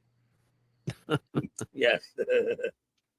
And Hungry Boy says he lost original art creator, and Hungry Boy is a comic book artist, which everyone should know in the chat. He had some original art, yeah. Oh, and so that's horrendous. Yeah, Cyclone. Yeah. Oh, that's horrendous. So I guess his house got flooded, and that's the war. That's horrendous. Yeah. Yeah, that's terrible. Oh my God, dude. I used to have my comics when I moved out my parents' house. I left my comic book collection there. Always meaning to go back and get them, and then the toilet in the next room flooded, and my brother, the one that passed away, just kind of ignored it and used the other bathroom for a while. It just kept flooding into my through the wall into my bedroom, and I lost probably half or more of my comic collection. Oh God. Yeah, we're talking old stuff. We're talking from the 70s. And it was in long boxes on the floor kind of thing, and just Well, some of them were not in the bags, just because I taken a bunch out to read or whatever, didn't bag them for whatever reason. Yeah. So. Well, I had my air conditioner, which I keep in my window next to me, and not the oldest, but I used to have a ton of comics stacked up there I was going to read, and the air conditioner backed up, and most of my stuff was bagged and boarded, but then there was a bunch of comics and a couple of valuable ones, but newer ones that happen to be probably really not worth anything anymore. But I think like the Batman 700 or Batman getting ditched to the altar with Catwoman. I don't think that's worth anything. The Tom King comic. But that so a bunch of them weren't bagged and boarded, and like it seeped up into the box that was next to the air conditioner in the sill. Because all of a sudden, like the air conditioner backed up, all the condensation, it came into the house. And I was like, Mother Ev Rudruckers, like the section, like 99% of my comics are bagged and boarded, but that was before the company that I buy them from sent them bagged and boarded. So I'd bag and board them myself, but I'd do that after I read them, obviously. So it's like Fuddruckers. Of course, I didn't lose. Thank God it wasn't anything that viable. But yeah, that was a bummer. Yep. Yes. Don't feel too bad. 70 of those are pages from my art. Hungry Boy, come on, don't say that. I'm sure it was amazing artwork. Yeah. We're ridiculous, dude. Deprecating humor. Self-depreciating humor. Yeah. Self-deprecating, I should say. That was the last clue we needed to figure out who you were. Yeah. We know now. Look, original art. That's it. Once it's gone, once that a piece of original art is gone, there are copies of everywhere. Look at that one. The first one is it. That's it. It's one of a kind. Yeah. Damn It's shame. done. Yeah, for sure. Yeah. It's a bummer. Yep. Well, let's pivot back to the one piece a little bit, or the two piece. So your Muslim uncle had a question way in the past. Clyburn Times, does your son like the anime? He likes the anime. His favorite thing. He thinks the manga is just the best, and he loves it more. But he does like the anime. It's had its ups and downs and stuff. It's been around for a long time, as well as the manga. But he first place is the manga in his heart, but he does like the anime a lot. So he does love, yeah. And I've watched some of that with him. And why don't you tell the story about him? Well, here's the story, but basically he tried to get me to watch it for years and stuff. But here's why. I just, like I said, I'm not a big into anime. Yeah. Well, I'm not big into anime, as you said, you're not either. And not really big on manga either. I love comics, but I'm glad he has something that he loves, because the same creator never let anybody. This guy owns it. I forget his name. Ichiru, which I forget his name, but Oda. So he's Ichiru something Oda. Oda's his last name, but he fully owns it, which is fantastic. Complete control. Like I said, as I told you earlier, there's a theme park on it over there in Japan. It's gigantic over there. It's it's a popular anime all over the world. It's one of the most popular.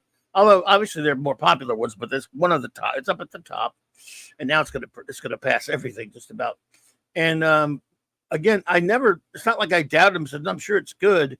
And one of the ways he used to try to get me, he would say, like, yeah, but it's the original creator's been doing it for 20-something years. Can you imagine if Jack Kirby did fin this, they fought for 20 years? Like, yeah, I mean, that would be nice. I hear you. And that's cool. That'd be incredible. Yeah. And so what I'm saying basically is I had nothing against it. It's just, and he would always try to get me every now and then just to coax me, and I wouldn't necessarily do it with him. But I respect it. And I respect anybody who has something they love continuing. Like I said, still comes out every week. They'll miss a week once in a while, but it comes out every week, and he downloads it right then there, gets it through the Shonen app or whatever it is, or whatever other way he gets it, and he never misses it. So, which is fantastic, right? But that means that's a long story. They're about 1,000 of the albums. I mean, 1,000, 100-something albums, collecting like thousands of chapters. So if you were to buy the books that collect all the manga, it's like longer than forearms. I mean, it's a gigantic, like 1,000. Keep saying 1,000, like 100+ volumes now of thousands of chapters. So it's officially like more comic. They say something more comics than Batman's had, or something crazy like that. But anyway, in just in terms of regular Batman titles. But anyway, like I said, it's so huge. Netflix gets a hold of this, and it's the same people who did that Cowboy Bebop adaptation, which is very different. It's a very popular anime, but only had like 13 episodes. Didn't last long, but it's got a cult, like a niche thing. And fans yeah, of the Netflix they hated the right, Cowboy the Bebop. Netflix, Right. yes, exactly. Yeah, what my Netflix point version, is. right? Yeah. So I was about to say is that they say a lot of the same people who did this one did Cowboy Bebop, acted like jerks, changed everything up, said screw you to the fans, and fans hated it. Hey, Linrod. Hey, Linrod. And I'll definitely tell you enough from Linrod where you'll make up your mind whether you want to watch it or not. So fans of Cowboy Bebop anime hated that one, the Netflix one, so it's gone. It got torched. So along comes this one, and everyone, for a couple years now or so, we knew they were filming it, and I was teasing my son all the time, like, they're doing a One Piece anime. I mean, and live action, you're gonna laugh your ass. He's like, That's gonna be horrendous, right? Yeah. All the fans same way. This is gonna be garbage. This sucks. And it was hard to blame them, isn't it? It was the same idiots. It was Netflix. Turns out the creator, Mr. Oda, or whatever his name is in complete control of it, which doesn't mean much if he's not actually there. So find out. I found as it approached, and I think they just dropped it like August 31st or whatever, as an 8-episode binge drop. So turns out they said, "Oh no, he was completely in control of it. He monitored. He had last say on the castings. He made sure all those people that are cast were versed in the comic and the manga and the anime and were fans." He said, "It's a great cast, by the way, it really is." He said, "They said he forced them to reshoot a bunch of different scenes that he didn't like to do it his way."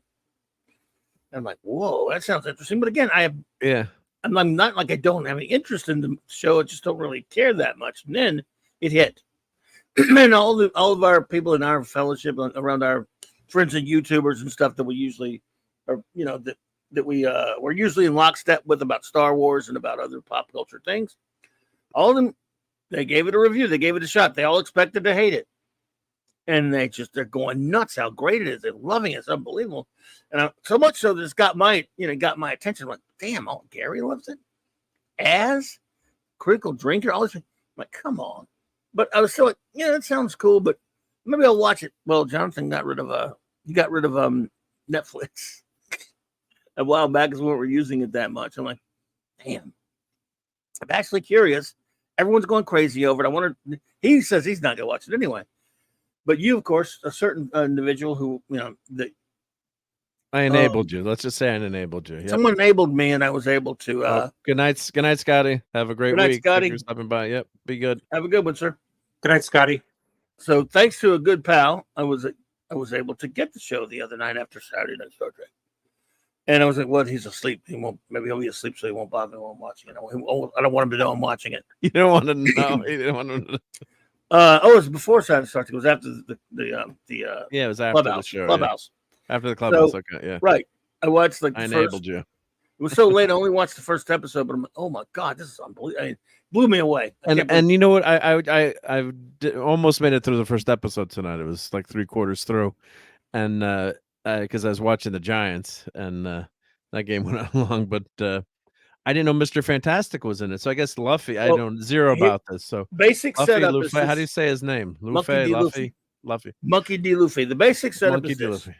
This is some planet other than Earth. This is very almost Tolkien-esque in the sense he's built his own. This very world building this thing.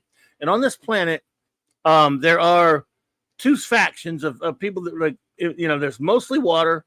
They're all islands. There are a lot of islands, and there's the Marines. There's this like big gigantic world organization of Marines, and they're pirates, and they don't like each other. And Marines are there to fight the pirates and keep the peace. And pirates, well, goes without saying, then they just don't like them. And there's this thing called this pirate comes back and he finds out about this treasure called the One Piece. Whoever gets it's gonna, whoever finds this legendary mythic One Piece is going to be the king of the pirates or whatever. And never it's like a legend. It's a ton of money or something, or it's Well, supposed no to be one like really the knows ebony exactly blade, what it or it's is. supposed to be like No one knows exactly what it is. no one knows. But Okay, it could be it's like this thing. a marble or something, or gem or something. Yeah, no Right. one knows.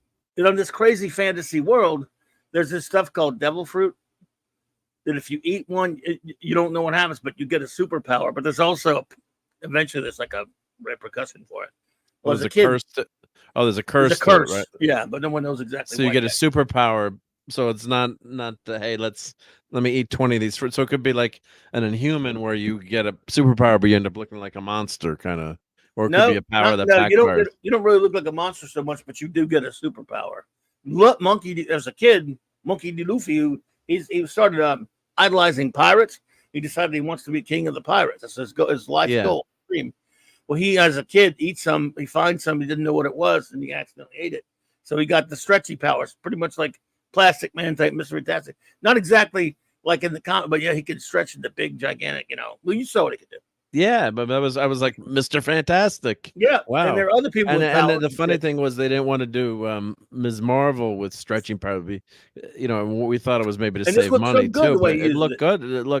That first scene where he gets shot, he gets minor spoilers or gets shot, and it bounces off his chest. I think that's when you find out he's got the stretchy powers. Because you don't know that if you're not a fan of the book or if you've never read it. Yeah, I'm like, oh my god, he's dead already.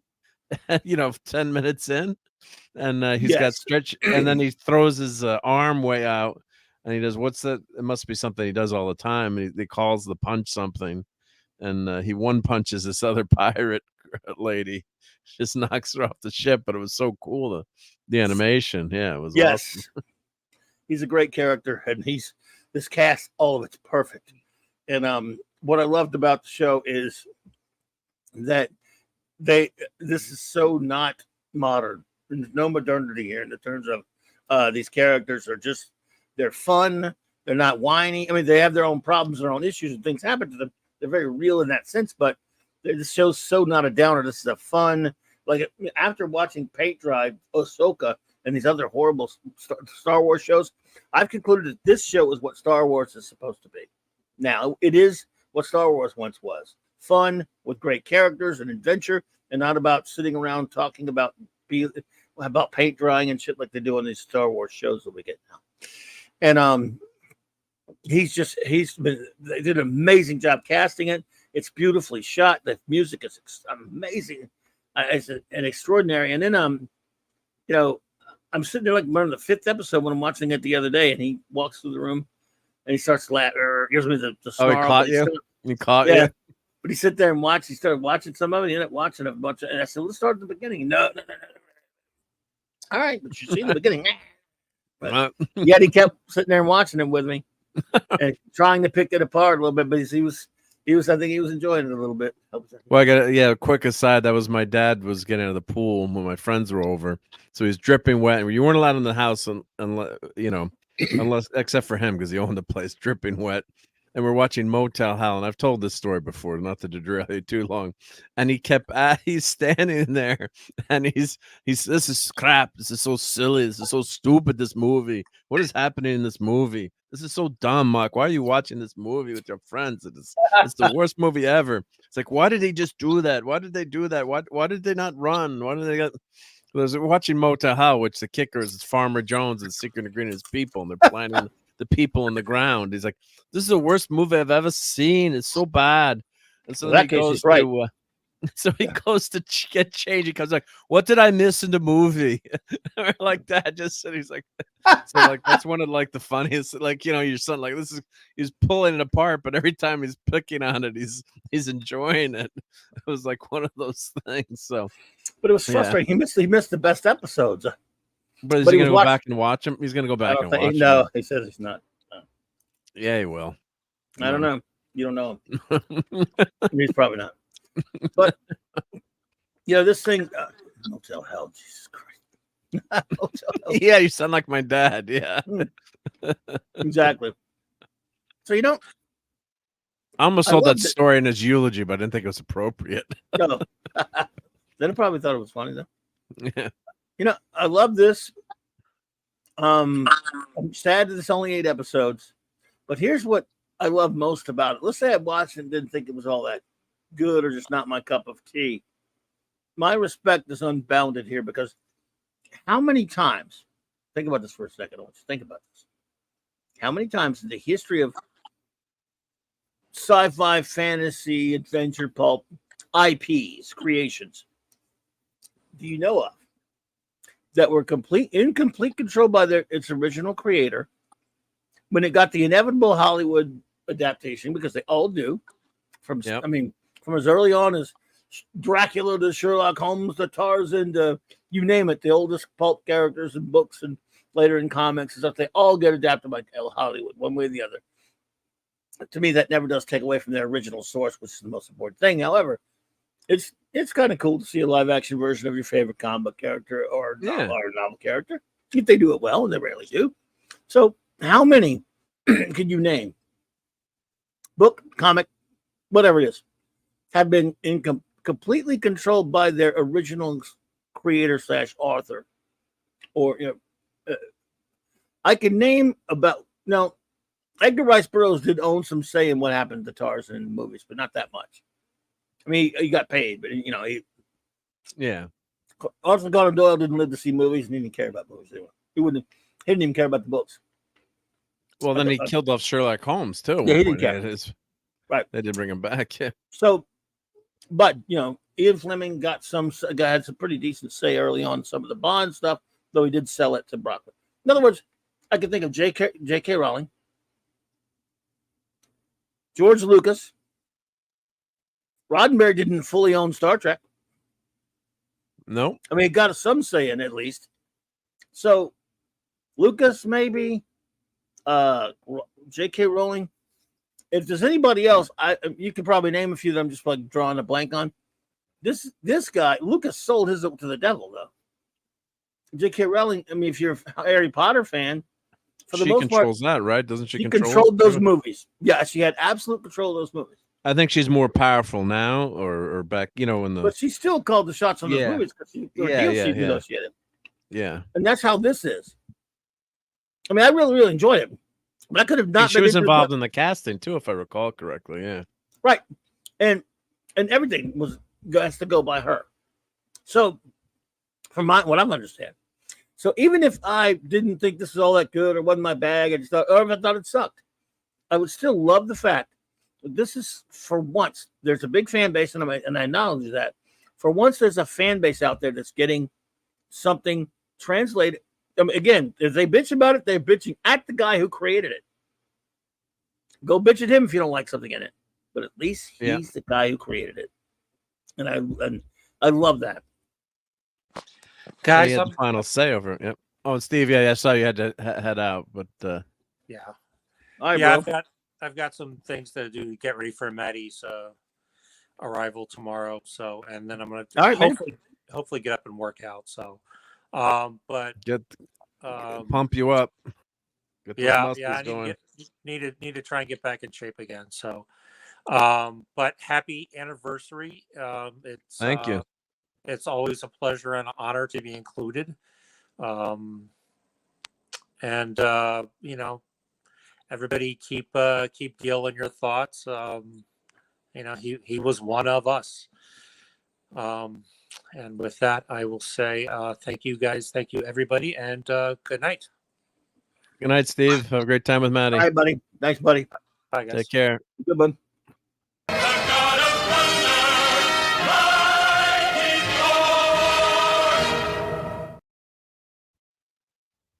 Thank you, Steve. And Lisa's got a nice. Brian Hepburn says, "Yeah, Motel Hell was mostly wacky fun." Yep, and thank you for that, Lisa. Yep. So, it was just that's great to see that. The creator was involved. I know they were talking about Next Generation. Roddenberry originally wasn't on board, or they weren't going to use Gene. There was some back and forth because Gene doesn't own Star Trek. Paramount owns it.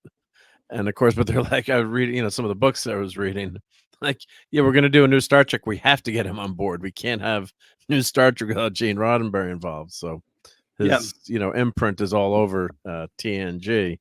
And you can tell too, with the there's some brilliant stuff in TNG, and gradually it won me over. Initially, I wasn't too, and it started rough, but yeah, no, it's great to see that he's in charge, and your son ended up liking this One Piece version begrudgingly, or what? No, I didn't Oh, say he didn't that. like it.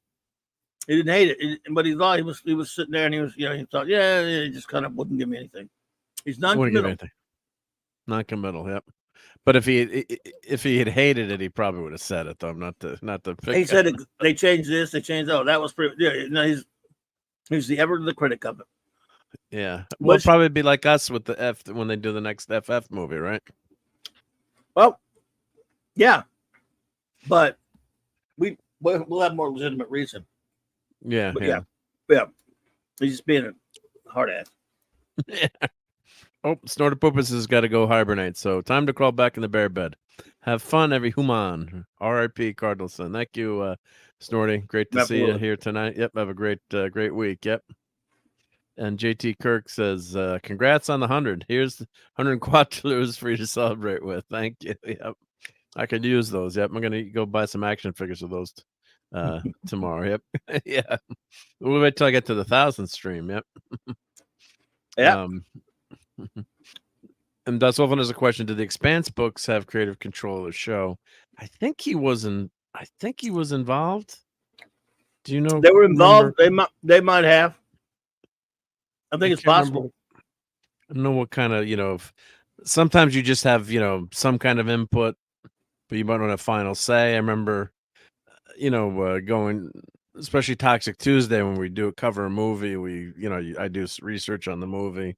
And some of them I remember seeing where they just kind of kicked the writer off the movie after a while. Like, they're adapting the book. I can't remember which movie this was. Or, it's happened more than once. I've read it, and the writer's there, getting annoyed. And they finally say, "That's it. See you later." Depending on what your deal is. Yeah, yep. Yeah. So if you have no creative control, no final say, and of course, like a Stephen King or someone like the guy that does One Piece has got ton of control over what's happening there, especially with the contract. Yeah, so I love this kid, man. This kid really won me. He's good, yeah. He was really good. And I didn't know. I went in with. Which there's a thing, a fan goes in with like, I guess, preconceptions about characters and stuff like that. I had none, obviously. They were all great. This show, it's almost like this was made 30 years ago, before modern Hollywood should, because all the characters are introduced and written just like a normal show / movie, with one thing in mind: writing a good character and introducing them properly. That I can see there's zero woke privilege in it. In fact, there's some stuff that was. I just want to say, and sorry to interrupt, but JT Kirk says, "Oh, hamburgers! It's later than I thought. Got to sign off as well." Good night, buddy. Good night to JT Kirk. Have a great week, and also Brogu has got to head out. He says, "Good night, guys. I enjoyed the show." Well, thank you very much, Grogu. Much appreciated. And he says, "R.I.P. to Cardinal Sin." So hopefully catch you soon during the week. Yep. Night, buddy. And so take care. Yep. Sorry, I rudely interrupted you, but yep. No. Yep. Oh, and Courtney's here. She says, "I'm not home yet and have no headphones." Or that's okay, Courtney. But whenever you can. Yep. Hail to Courtney. Okay, Courtney. Yeah, great villains as well. I mean, all the sets. And this kid was good in the acting, right? You said. I thought this kid was great. Again, he's very. It's uplifting because he's got these characters. For once, you got a character. First of all, I like the fact they don't start out really. They give almost no explanation about. They still don't really tell you what devil fruit really is. They mention it, but everyone's already got their powers. The people who have powers. It's not like some origin about him getting his powers. Can you find more devil food, or it's like very it's limited? All over the place. Apparently, it's everyone. You never know whose has it. I love that freaking clown. Good God. Every character is so well done, and the cast is amazing. Do they all have superpowers, or just Luffy? Not everybody. No, only people who mess with the devil fruit. And the crew think it's only Luffy. His name is Monkey D. Luffy. Monkey D. Luffy. When you name like that and the way he dresses, you think this guy. Then I can't take him. It's gonna be ridiculous, right? Yeah. He's so good, and he makes you believe this is a ridiculous character because he's always. There's nothing that faces this guy. Nothing that takes away his attitude of being upbeat. I mean, he wants to. His dream is to be the king of the pirates. He wants to sail the Great Line and find the One Piece and be the king of the pirates. And she's a cutie patootie too. Oh, woo, is she cute? Woo, God, well, I signed off the show, or I stopped watching right when they encountered her. I think, in the first episode. Really? Yeah. No. Yeah. I love her. Oh man, she's great, and she has a great story arc. My favorite is Zoro, man. Other than Monkey, Zoro got Roanoke Zoro, the sword guy. He's Sonny Chiba's son. Wow. And the kid, you know what's weird about him is, I mean, kid can't be that old. I watch him in this episode, and you ever have actor deja vu? I have what you call actor deja vu. Like I'll watch something, and I'll be pretty sure after watching him for a short time, I guess it's their abilities tricking me. I'll go, wow, that person's fantastic. I know I've seen him in a bunch of stuff before. I'm watching this kid. I can't shake the feeling that I've seen even the girl, but especially the sword guy there next to Luffy, Zoro. Yeah, who was a very popular character. I know I've seen that guy in a bunch. It's like I've watched him in movies all my life, and I haven't. I don't think I looked at his IMDb. I haven't seen nothing. And what happened with this guy's nose? What? He's a bad mother. That's the leader of the fishmen. And he's got to be a bad guy. Yep. Yeah, they got these the fish people who live in came out of the water. They're a bunch of criminals. They're a criminal organization. They're like a mafia type criminal organization. There's the pirates, the pirates, the Marines. They're the ones that ward each other. But then there's it's kind of like Waterworld a little bit, but with islands scattered. It's kind of sense. There are islands everywhere. This is a totally weird where they've got strange technology, but they don't have technology, but they do have technology. They communicate. So it's in the future. It's not in the future. No, it's not in the future. It's not Earth. Even though they say humans and stuff. They don't. It's really not Earth. From what fans will tell you of the show, it's like a weird world. They don't have really technology so much, and yet they have these. They could call each other all over the world on these slug things, actual living like being slug things. They've got earpieces for them. Weird phone, like a phone almost. So it's nutty. This is a world. This thing is world. It's a crazy world. Yep. Yeah, it's like world building, and it's in a crazy way. And you said it's still going on, so they've never found the treasure. I guess not. I haven't. Spoiler alert! But I don't know anything about it. Manga's still going on. Yeah. I can only say that my wife watched it and enjoyed it, and I can barely get her to watch genre stuff. It's not easy. So I just love the fact that she liked it. Yep. The attitude of the show is what sells it. Beautiful music, and this is about they're not whining about their fee-fees. They've got their issues and they got sadness and things like anybody else. But Luffy, he wants to be a good guy, but he wants to be a pirate. He goes, well, you can't be both. And he says, I'm a different kind of pirate. And it's like, whatever that means. But it's like, man, he loves he's loyal to his crew. And you get how this kid's going to beat anything. Then you see he has those powers. Yeah, because that's a pretty powerful power to have. You make fun of Mr. Fantastic, but that stretchy part, you can't get shot. I guess you can't get. I mean, I know nothing about the show or the characters, but other than seeing those few minutes. But I guess you can't get sliced and diced in this pirate world, right? Or shot. He can get by the way, yes. Spoiler alert. It's not too much of a spoiler. Seawater, he fucks their powers up, screws their powers. If he gets in the seawater, you can't use him. He can be killed. He's got a big weakness to seawater. Yeah. Oh, so he can't. He's like Stretch Armstrong. He can't. Yeah. Can't go in the water. Yeah. Yep. So that's what I'm saying. That's tough for a pirate too. Yeah. Or they could squirt sweet. Do they know that they could put seawater on him and he'd lose his powers? A lot of people know it. Yeah. Yeah. And they do a great job of slowly introducing the characters. And every actor's just really perfect. can't believe they did this kind of well casting.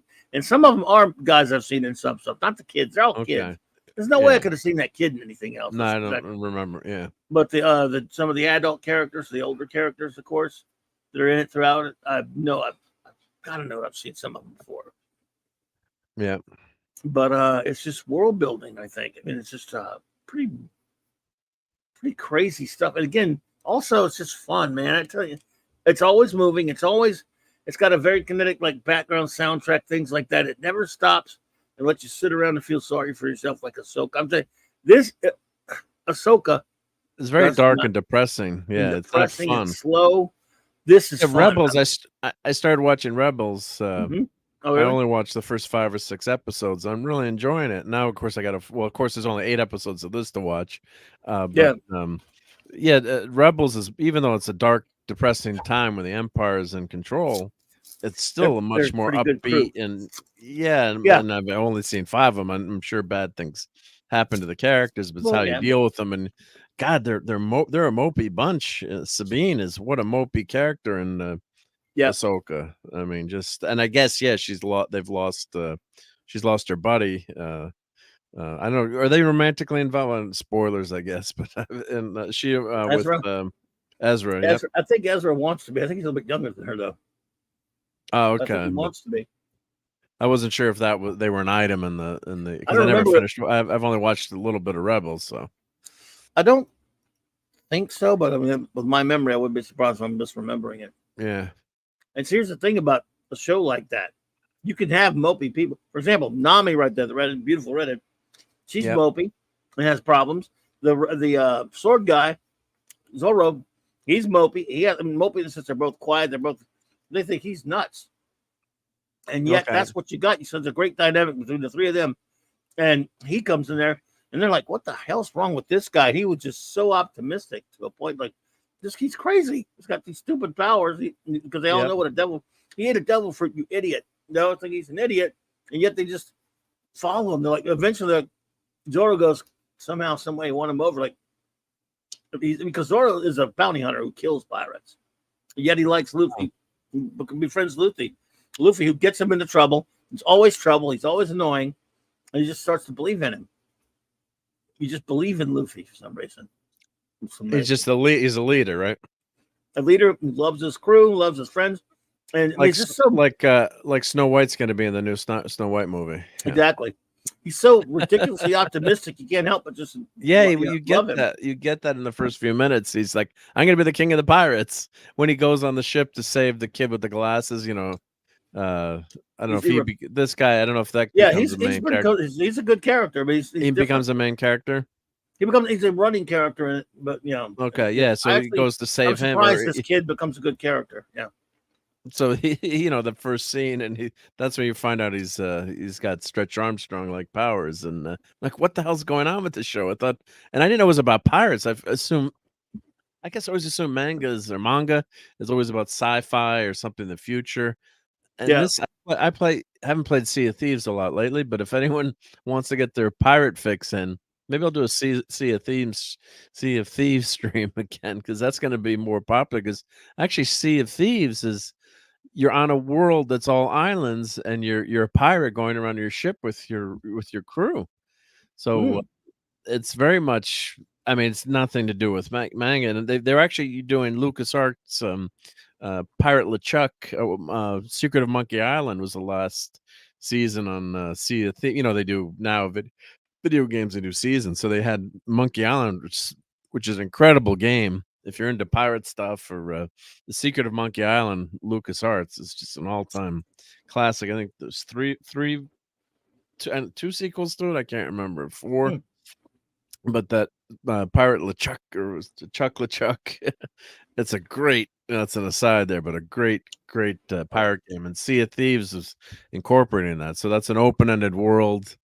It's a pirate. Sea of Thieves maybe will totally take off, or if they could license some of the characters. My God, because you're on. Let me see if I can show a map from Sea of Thieves. It's just that sounds like that world where it's all islands. You're just on the island. So here's. Sea of Thieves map. Let me pull this over to show it just as a fun diversion, enabling Sea of Thieves. But if you have a Microsoft subscription, you can play Sea of Thieves. But here's the world of Sea of Thieves. Did you? I see you play this once on your. I played it. I used to play. Oh yeah, I used to play it. I played it all the time. For a while, I was playing it every night. But here's all the islands, and you're searching for treasure. There's stories, and it's an open-ended world, so you can have a crew. So you could have your friends play with you on your boat. You know, one person's shooting the cannon, one person's steering the ship, the other person's doing the sails. You can shoot yourself out of cannons and go raiding. You know, like this is a crazy island here with all this is a lot of volcanoes on that island. It's like Kirby Energy. Yeah, so you're in all these, like there's this little island, like this island is a little alcove, and you sail your boat. You can either be on a 2-person boat or 3-person boat or a 4-person boat. But here's and I know these islands by heart. So there's Fletcher's Rest. But this is the world of Sea of Thieves. So you wonder if it was influenced in any way by One Piece, but that's could be. That's your world, and the world is all islands. So and then there's an. Have you seen the One Piece theme? Oh, that's Kirby Energy. You ever seen the One Piece theme park? No. There is one. Oh, let me. One Piece theme park. Let's do that. Yep. And the author's only 48. I just looked up, so he's a relatively young guy. Yeah.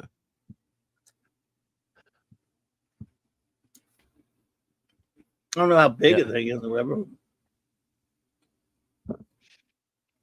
And Dotswolf says you either play Assassin's Creed Black Flag or original Sid Meier's Pirates. Oh, that's a great game too. Yep. But Secret of Monkey Island, check that one out too, everyone. That's and O'Brien has returned to Monkey Island on Switch. Yeah, they it's great when they port the old games to new consoles. Yep. Oh, Nasoko's a Halaver's a Carfinder is a sibling type of affection. Boo, boo, boo. Best part of Pirates are treasures and maps. Yep. So you're saying there's like a Kirby-esque energy to this place, or not Kirby from Nintendo, but Jack Kirby? What I was saying that when you were sorry to the One Piece world. No, you were showing some pictures from that pirate thing. I said one of the like if you hold it, look far back, like some energy, like Kirby okay. energy. Gotcha. The actual how they drew energy. How they drew? Okay, yep. I got you. Yeah, like a Kirby machine, the Kirby energy. Yep. Look, they got here's the theme park here. Yep. Wow, I want to go to that theme park. I don't know how big it is, but that's the boat. Yep. That's awesome. Yeah, the people in Sea of Thieves are going to want now that everyone knows what One Piece is, because I bet you a lot of people are like us, knew nothing about this comic, or maybe you knew it because of your son, but I don't know how much did you know about this going in, but not much. I know about Monkey. Not much, right? You knew about Monkey, right? Yep. And so a lot of people might want to go read the anime now. I mean, read the manga. Well, how many pages do you have to read? Thousands, 1,000. That's right. Yeah. But Nick's doing it. Nick's knocked out the first few volumes because Ironcaster's been all over me to get him to do it. To review, yep. Ironcaster's a big One Piece fan. Yeah, he loves that. Right, he loves that. Yeah, yep. But I respect that the creators, the one in charge, needs to have a say. That he cares enough about his own work that if you're going to make the adaptation, I need to be the one doing it. Yep. Or in charge. For sure. Yep. Which is great. I like that ship. That looks, the ship is fun. Looks fun. It's fun. Yeah.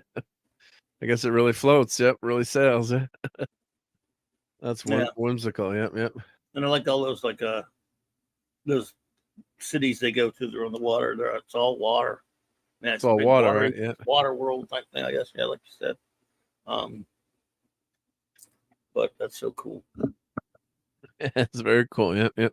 So I'm enjoying it. I might go back and watch it again. Like I said, 8 episodes is just not enough. Well, now that it's such a big hit, that it's gonna be they're gonna keep making them too. It'll be, you know. Yeah, I got renewed for a second season. But hopefully they'll make it a longer season. It's going to end up being their new Stranger Things, I guess, too, which they're going to be happy about, because Stranger Things is wrapping up their final season, which I'm kind of glad too. I don't think you can keep doing that. But it sounds like an open-ended adventure too, because you've got so many things you could do with the it's like Star Trek you're exploring. So it's not like, Stranger Things where you've got a finite story, or when they keep, when it's repetitive over and over, like Only Murders in the Building, which I like watching. It's the third season. It's like finally they had someone that was murdered not inside the building. It's like how many people are gonna get killed in this building, So yeah. Is that Martin Short? Yeah, Martin Short and Martin Steve Martin, and then young Selena Gomez. Yeah. Was watching it. It was pretty. I haven't watched the new season yet, but the first season is the best, I think. Second season's pretty good, but Steve Martin and Martin Short are comedy gold together. And Steve Martin's playing a retired actor who is a detective on the show, so he thinks he knows everything about crime and investigations, and so they're making fun of not making fun of it. They said they're podcasting, so they're crime, real crime podcast. So they're kind of, and not, I shouldn't say spoofing, but kind of illuminating that world. And it's kind of fun because he thinks he knows everything. And it's like he was just played a cop a detective on a show. So, which is fun. Yep. Oh, and your Muslim uncle says, thieves had me up to 5 a.m. many times. Great game. Had people chase us down and try to get the guy to dump the treasure, but no, yeah, that's happened. So what happens is in Sea of Thieves, say you get all this treasure. Like one time I had tons of treasure. It's a real world. So like a guy came on my boat and stole my boat, and you have to get it sell it to the basically like in the pirate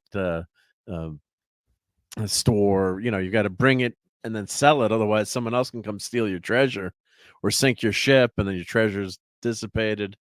So I've had that many times. And one time I like snuck up on the guy, like two guys had stolen all my treasure, and then I followed them and I snuck up in a rowboat, because you can have a rowboat, and took them out, and then got my treasure back, and then they were chasing me. So it's a fun game in that way. Yeah.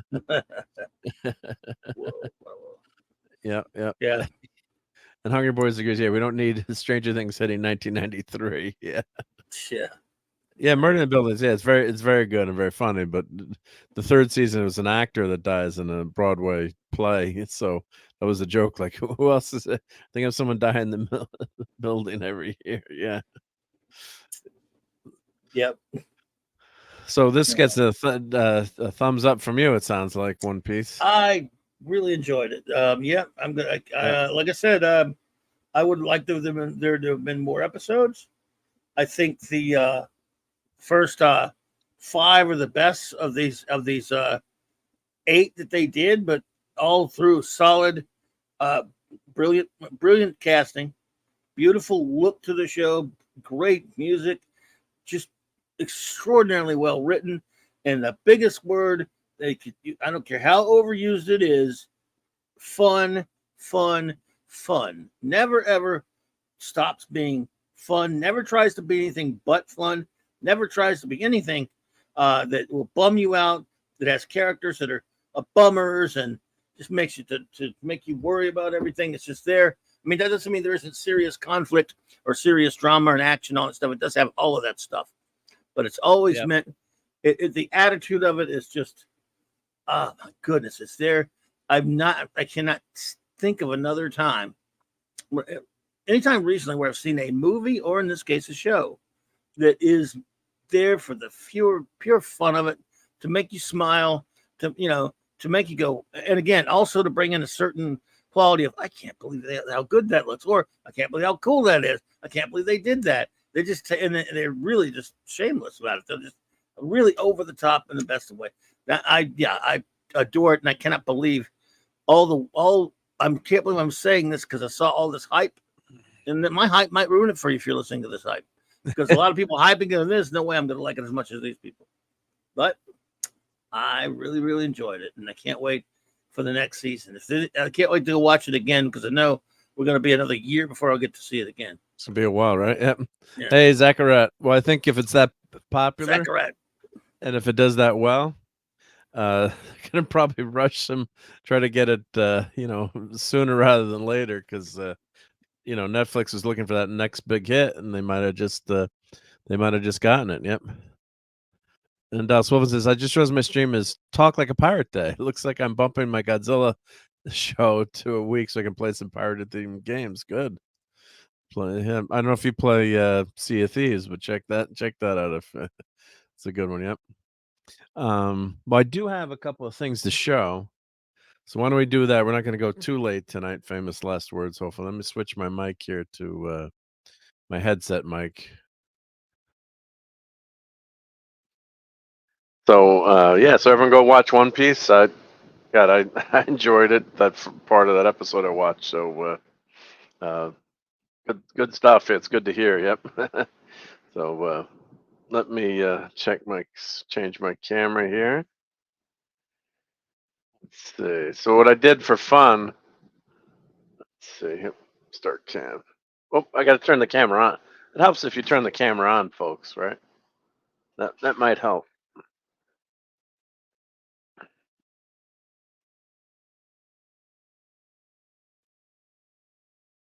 Let's see here. Turn the lights on. Lights be on.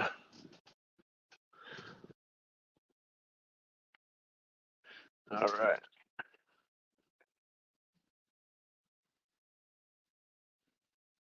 Oh, there we go. Oh, did I lose Clobbering Times? Oh, I lost Clobby. Oh no.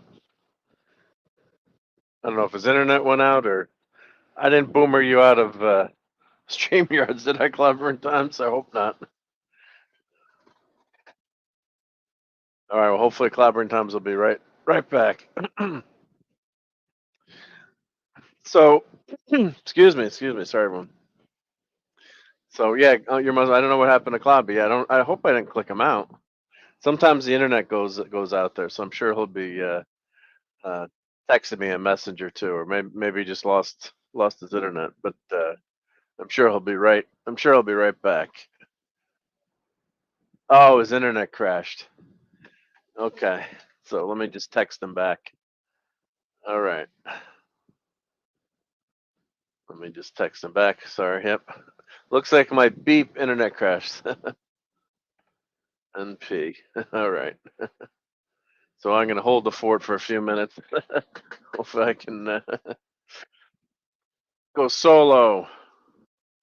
What's your name? Solo. Han Solo. So yeah, you've got all these fun filaments that you can print with. So here was Judge Dredd.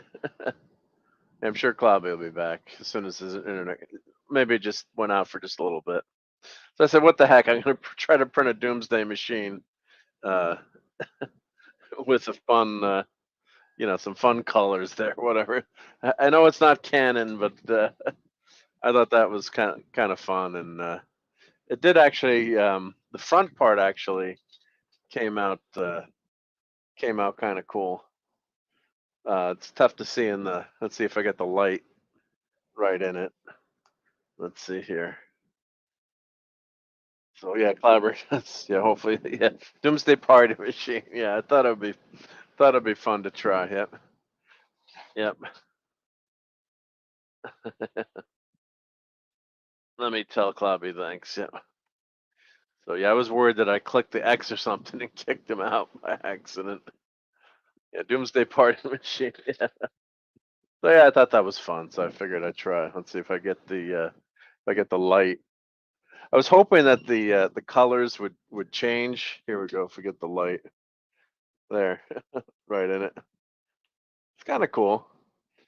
I was hoping that this color would have gone throughout more, or would change more rapidly, so you can get filament that changes more quickly. So I did order some filament that's actually closer to the original Doomsday Machine. So I'm trying to see if I can print a bunch of those and not have to paint them. Although it is fun to paint these, but yeah. Hungry Voice is like ice cream cone for Celestial. Yep. So yeah. So I thought it was fun, but I was hoping that color would kind of gone through. But yeah, here's another example of Judge Dredd and silk rainbow filament. Yeah, fun stuff. So let me show. I've got an old Star Trek game that I was going to show on the Clubhouse, and I'll show it again on the Clubhouse as well. But let me put up my. Let's take this off out of the way. Hopefully, I won't knock everything over. That's my background from when I'm doing the video. This is high tech poster board here. See, this is high production values. I should get one of those fancy backgrounds, but poster board, it works. So I put that away so I can put this up to show that game. Now I was cleaning up the basement. I got way too much stuff, right? And I saved, of course, every video game I've ever bought. I've saved the box. So I've got boxes and boxes of all the boxes for all my video games. And this game happened to be pop in on the top. So let's take a trip back in time to what year was this? This was 1988. So this game we'll start with the box first. So this is Star Trek: The Rebel Universe. Let's change this to full screen here.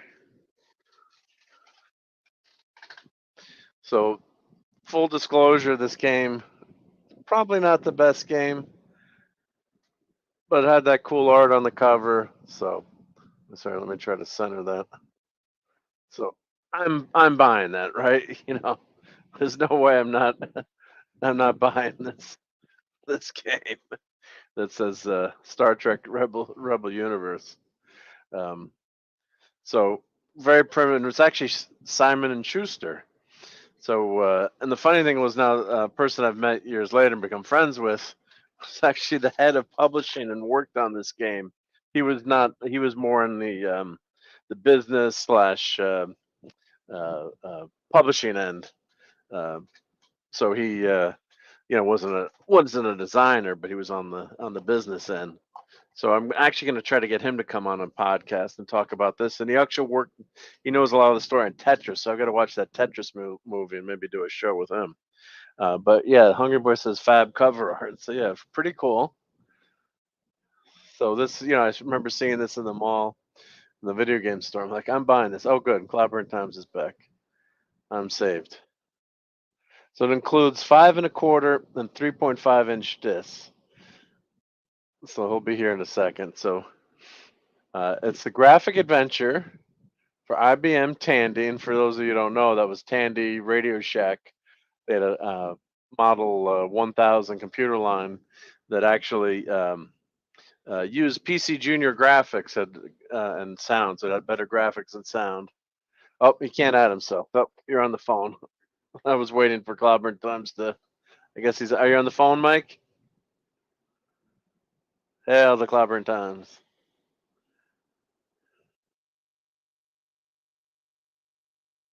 All right, I'll just make myself full screen. Hopefully, you guys can hear Cloudburn Times in a second. He's in here, but are you on your phone? You hear me? Yep, we can hear you now. Me? Yep, gotcha. Okay. You had to come in on your phone. Any feedback there?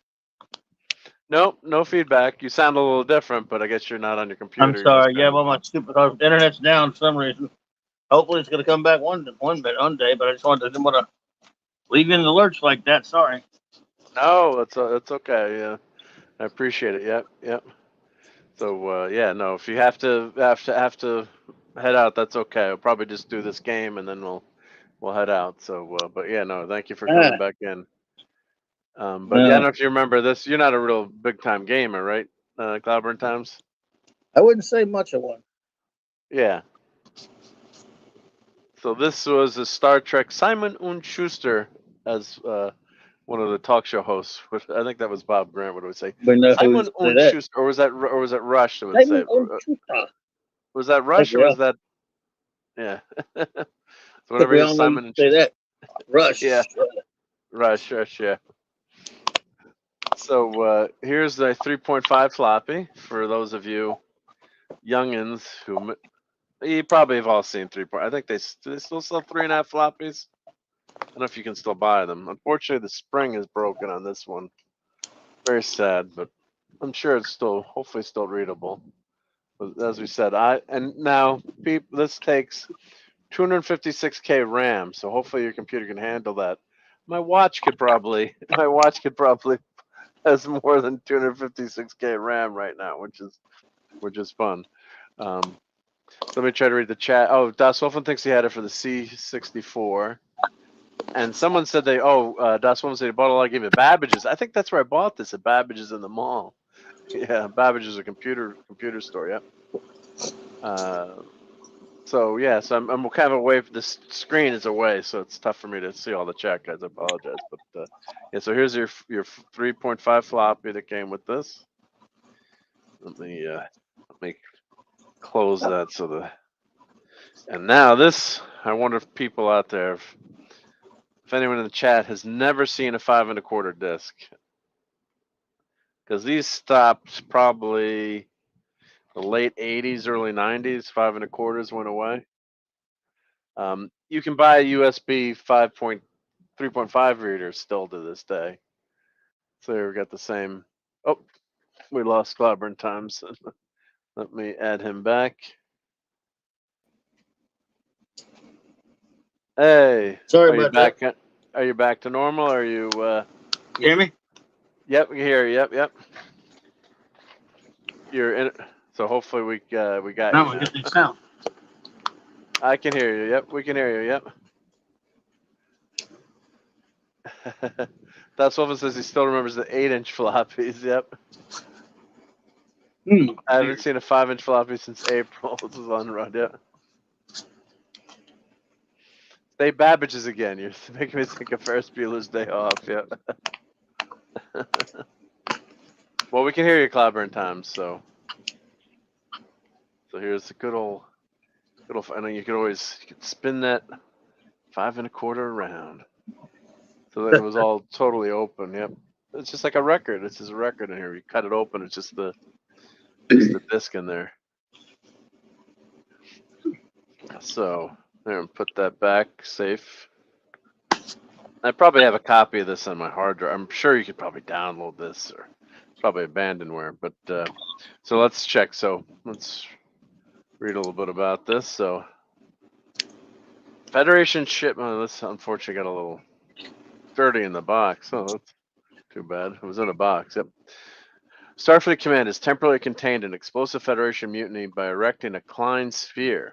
Your 5-year mission: halt the Klingon investigated rebellion and render the solar systems within the sphere safe for Federation vessels. Captain James T. Kirk and his 6 trusted officers stand ready to assist you. You control the starship and its personnel using unique graphic screens. Onboard equipment includes warp speed and impulse power, weapon supply with photon torpedoes and phaser banks, transporter to beam landing parties, gear, and discoveries to and from ship.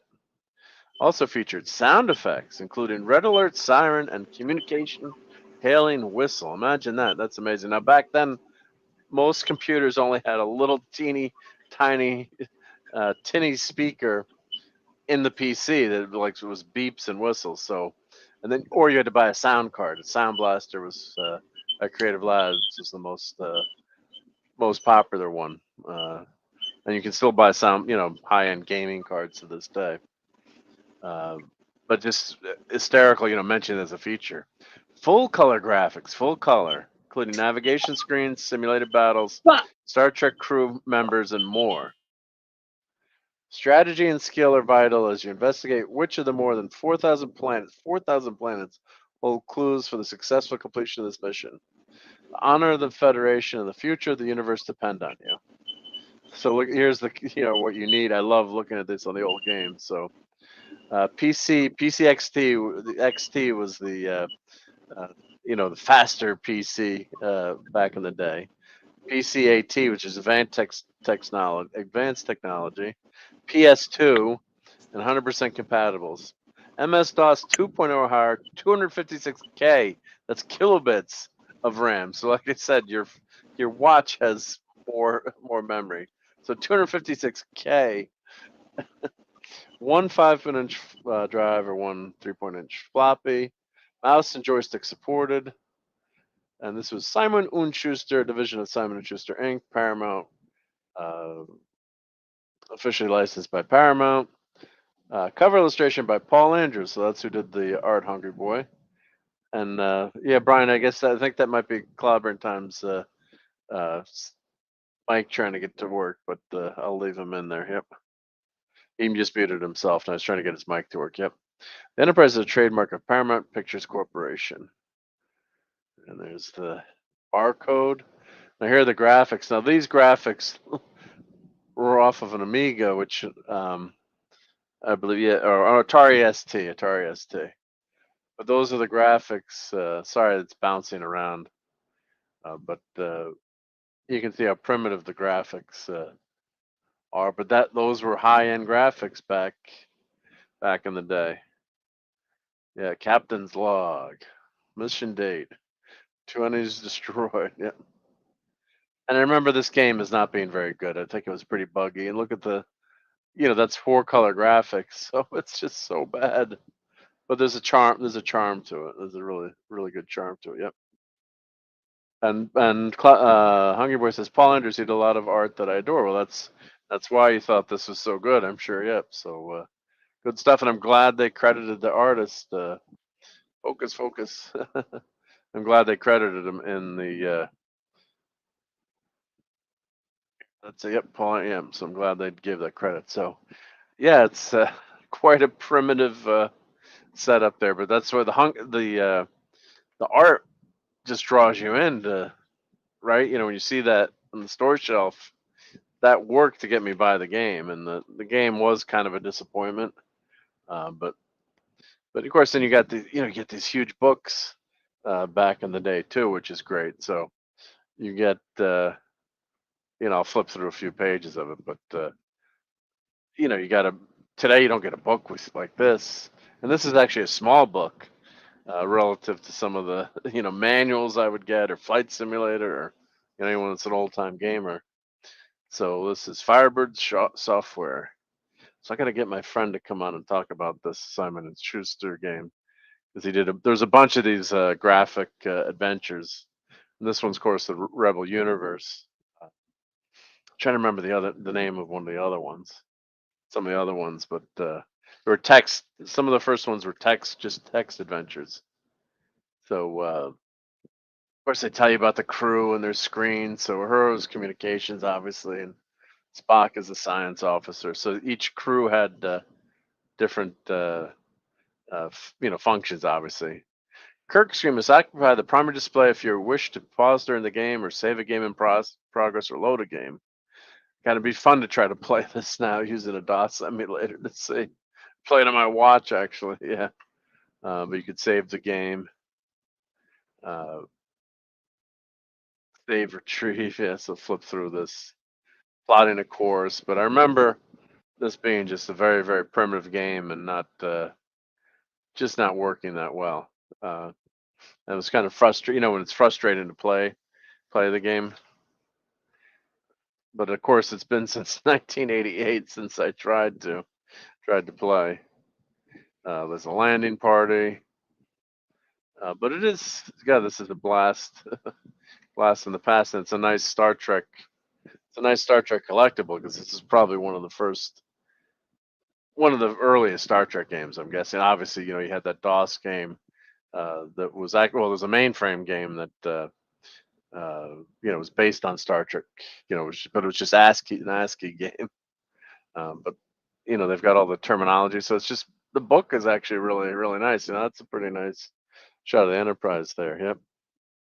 So it's great, great stuff. Winning strategies, capture the Klingon admirals, all this great, great stuff. And then of course, original photos from Star Trek, and for additional help contact, the product support center. You could join the official fan club, Star Trek, PO Box, 11-111-000, Aurora, Colorado. Annual membership of $9.95 includes 6 bi-monthly Star Trek fan club magazines and a membership kit. So pretty darn cool. And Sean Carter saying Starfleet 1. Yeah, that's actually my favorite probably my favorite all-time game. If you're talking Starfleet, as you're talking it's tough for me to read from a distance. Starfleet, you're saying Starfleet 1, Atari ST, played for hours and hours. Yep.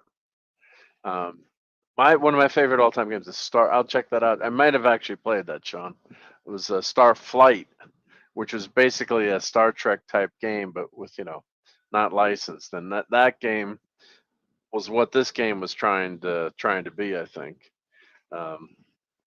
I shall definitely check that out. Thank you. And the good thing is you can get emulators now. You can find all these games. Oh, my staples started to rust. That's a bane of a lot of comic books.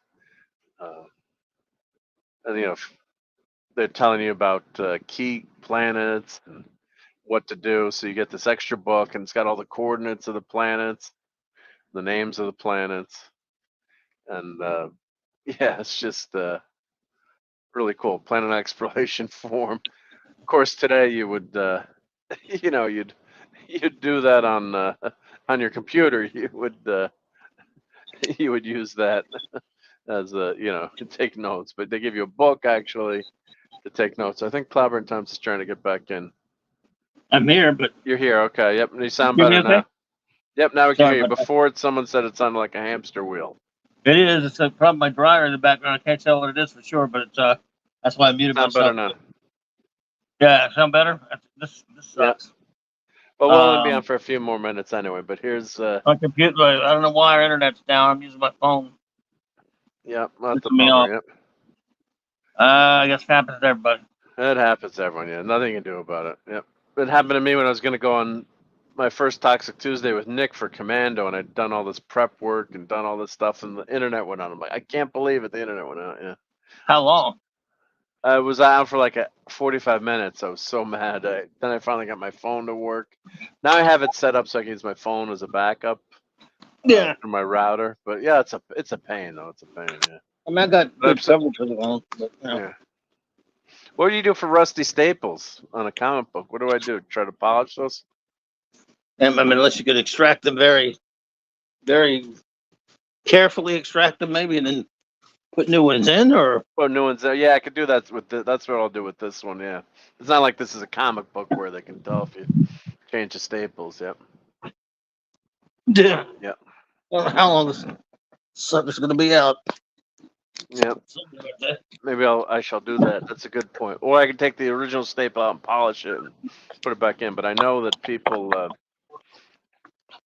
Here's my my name's full name's in here. But here's one of my sketchbooks from art class. So I found this. Yep. Yeah. So Hungry Boy, this is for you. Hungry Boy's still here, obviously. So thankfully, but don't laugh at these. These are pretty funny. But I found some sketches. But here's. I must sound pretty bad to them, though. No, you sound okay. You sound okay. Yep. Because I haven't really had to do this but one time for the show, for my show once, where the Purple, remember?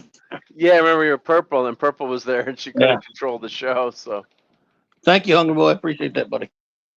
I'm just riding shotgun tonight. I don't know how long this thing's gonna be out. Well, I'm gonna just show this, and we'll cut out. We'll head out in a few minutes anyway. But this is like some Dungeons and Dragons. Yeah, you sound that, okay. Thank you. Yep. Thanks. And you got to do what you got to do, right? Yep. Here's a nose. Yep. So I did this in 1980.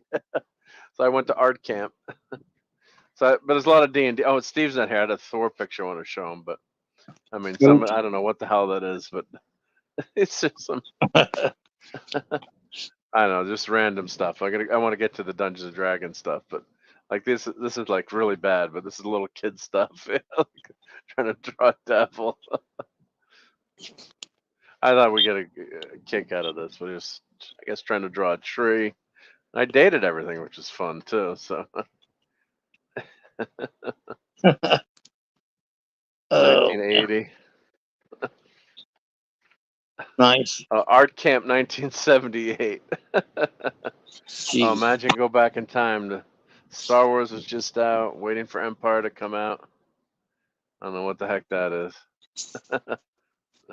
More, we'll get to the D&D stuff. Yeah, or some of these are D&D. Yeah. Wow. But yeah, Pencil Man. I don't know. What a good name for the Mighty Heroes. Oh, Hungry Boy liked the nose. There we go. See, my nose was good. Yep.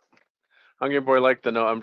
I'm away from the chat as I'm on a different desk. But if I miss a Hungry Boy liked the nose that I drew. Yep. Thank you, Hungry Boy. Yep. Where did that go? Yep. Oh, anyway, so that's oh, it's on the other page. Yep. Planters Peanuts guy. Jesus. But it's just fun. But then I have some D&D stuff from the Monster Manual, but where the heck these are? Yeah, it's supposed to be New York City. But here we go. So I colorized this one. Let me go back. So I think this is from Player's Handbook, I think, or Deities and Demigods. Oh, or Deities and Demigods. So it says, "Hail Thor, hail Thor." I should do that for Steve Mitchum's artwork. I wanted to show him that. Yeah, here we have Pennsylvania. So this was 3/6/81. Oh wow, 1981. Yep. So, wow. And then that's. I think I don't know if I traced any of these. That's probably from.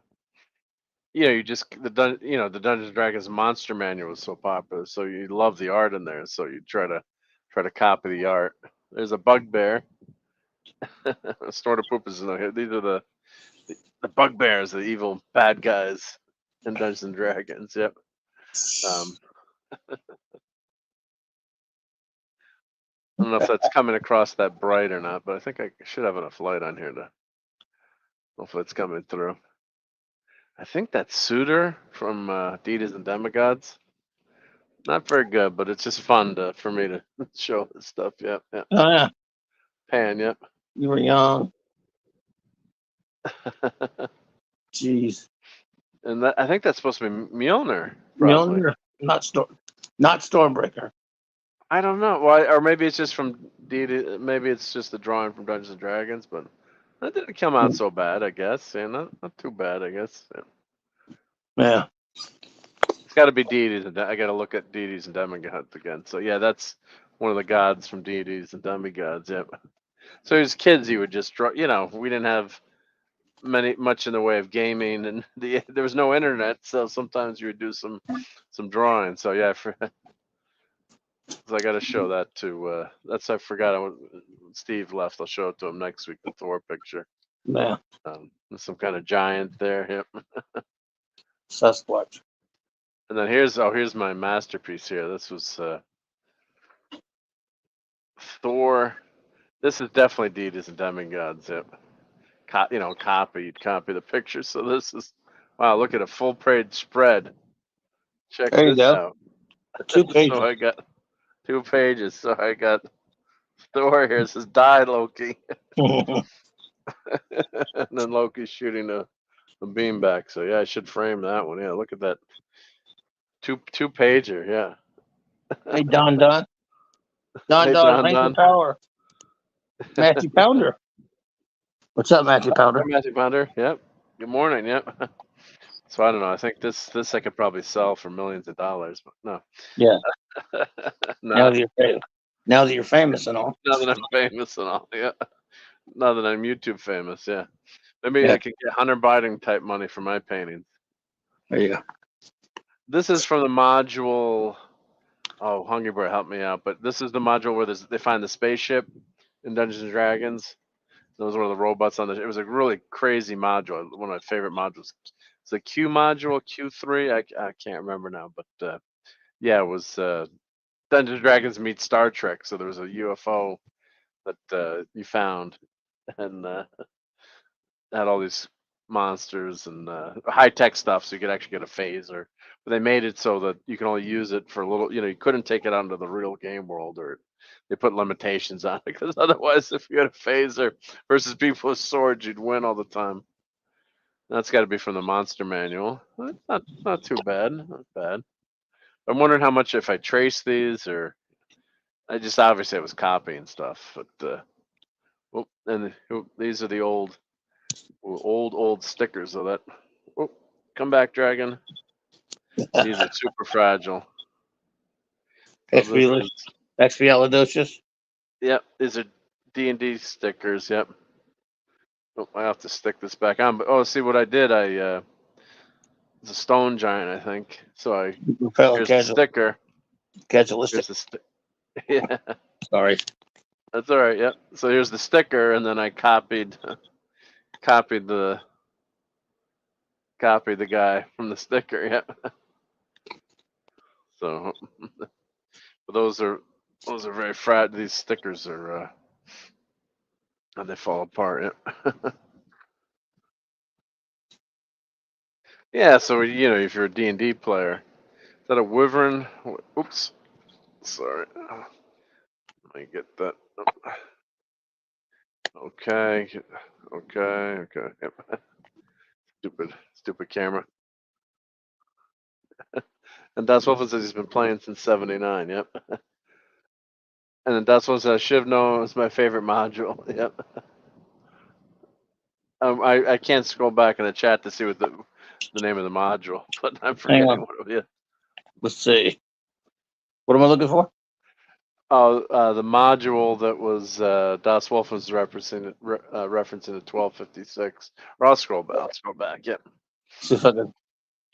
I kept trying to remember the name of the module. Yep. How far back? Expedition to the Barrier Peaks. Yes. Expedition to the Barrier Peaks. Yep. If you're a D&D player, that was a crazy module. Yep. There's a kobold there and some kind of demon. Oh yeah, there's another. The robot's upside down, but it was a version. Yeah. Not colored.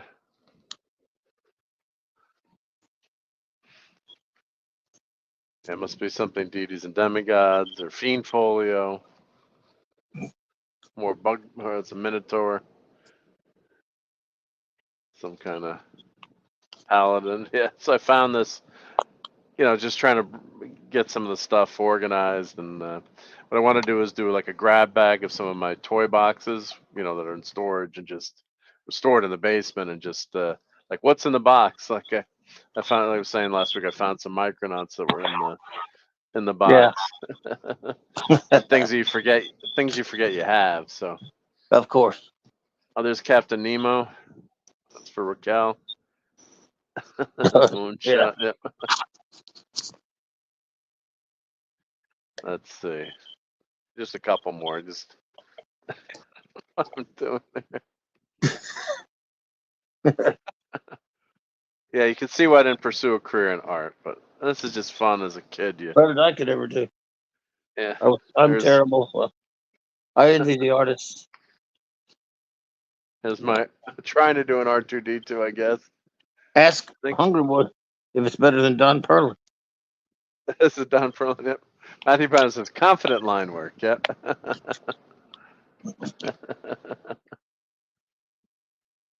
All right, just a couple more pages, but yeah.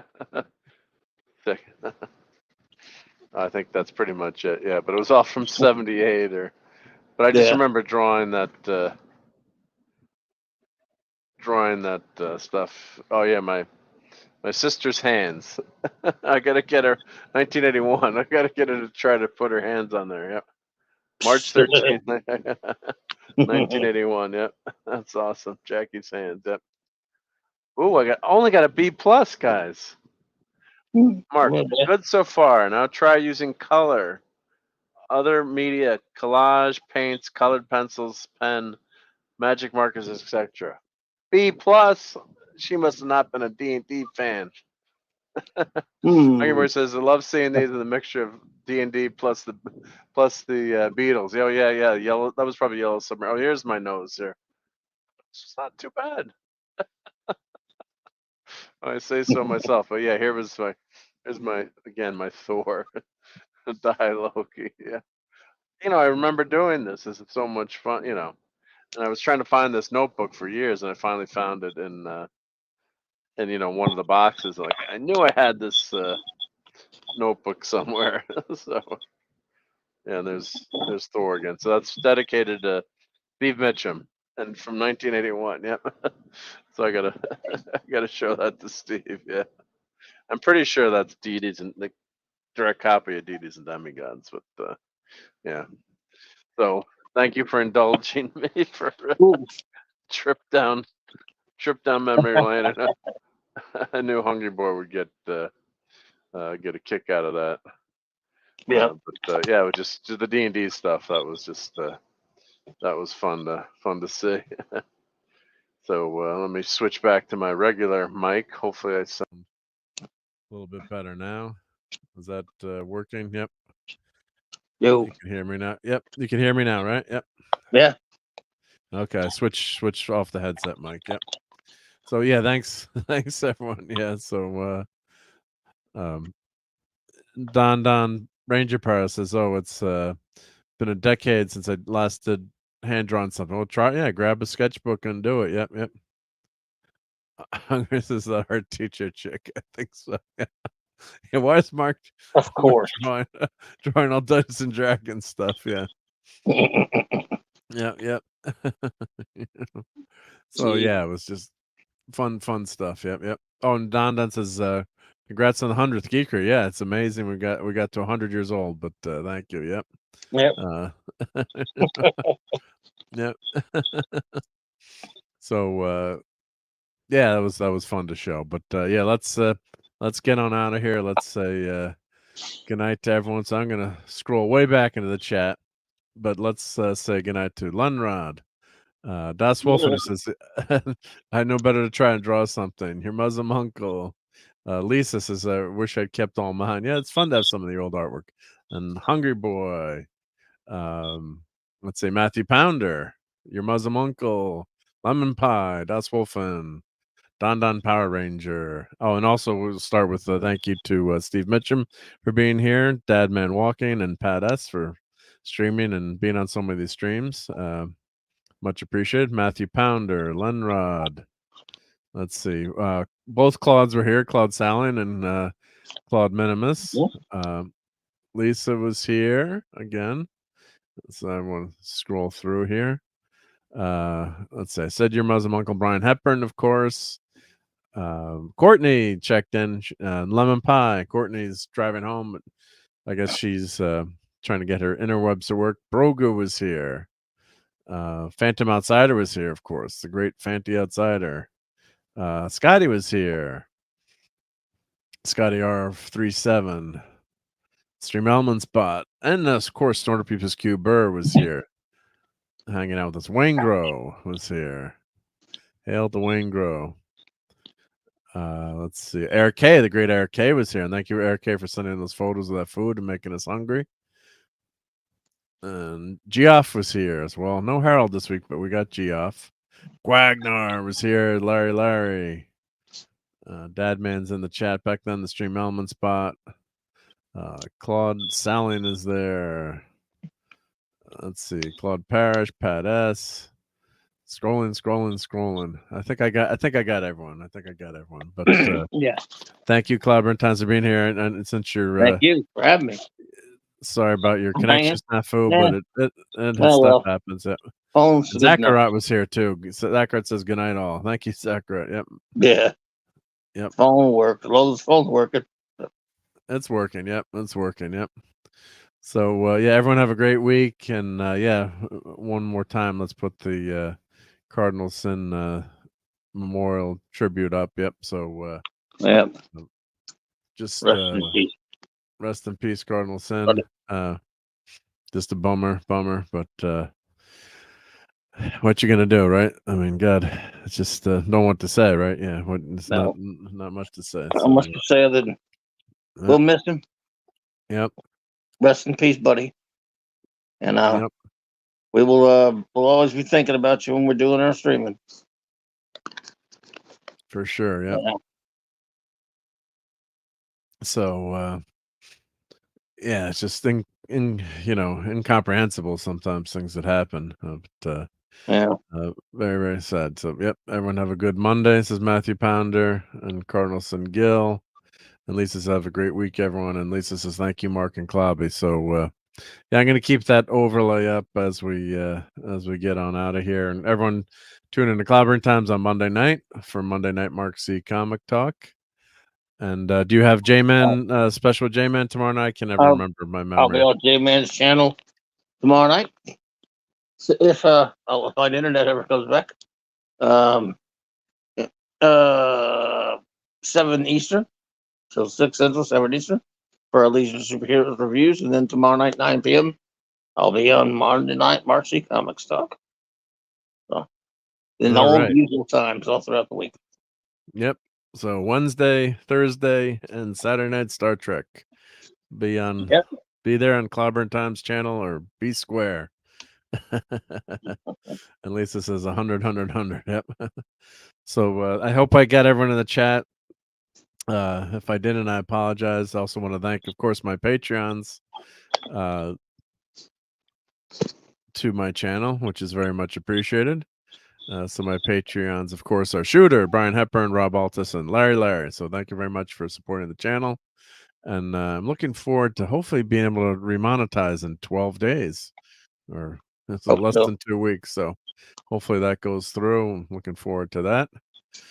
And Sweet Centauri stream, the Hungry Boy. Yep. Yep. And Lisa's got candles up for Cardinal Sin. So I'm going to keep this up. I'm going to mute ourselves. We'll do another moment of silence and we'll play the outro in tribute to our buddy Cardinal Sin. And everyone go watch a couple of Gil streams, I guess, and at least we have those those to watch, and just think about him and pray for his family and friends. That a lot of people, I'm sure, it was a shock to, and it's a big loss, and just hard to believe it's not here. It doesn't seem real, but yeah, it's crummy. But what a fun guy he was, and always great to hang out with. So we're gonna mute and see you on the next good night, everybody. Sunday night. Good night. See you on the Sunday Night Geekery 101. Yep.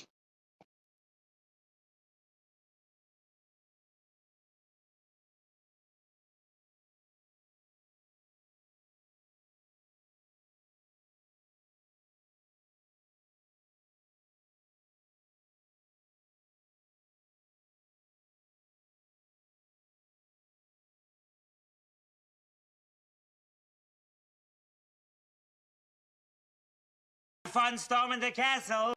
It's 106 miles to Chicago. We got a full tank of gas, half a pack of cigarettes. It's dark, and we're wearing sunglasses. Hit it.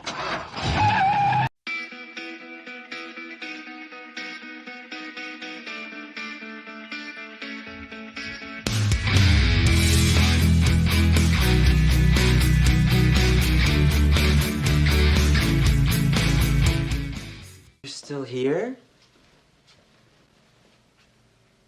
It's over. Go home.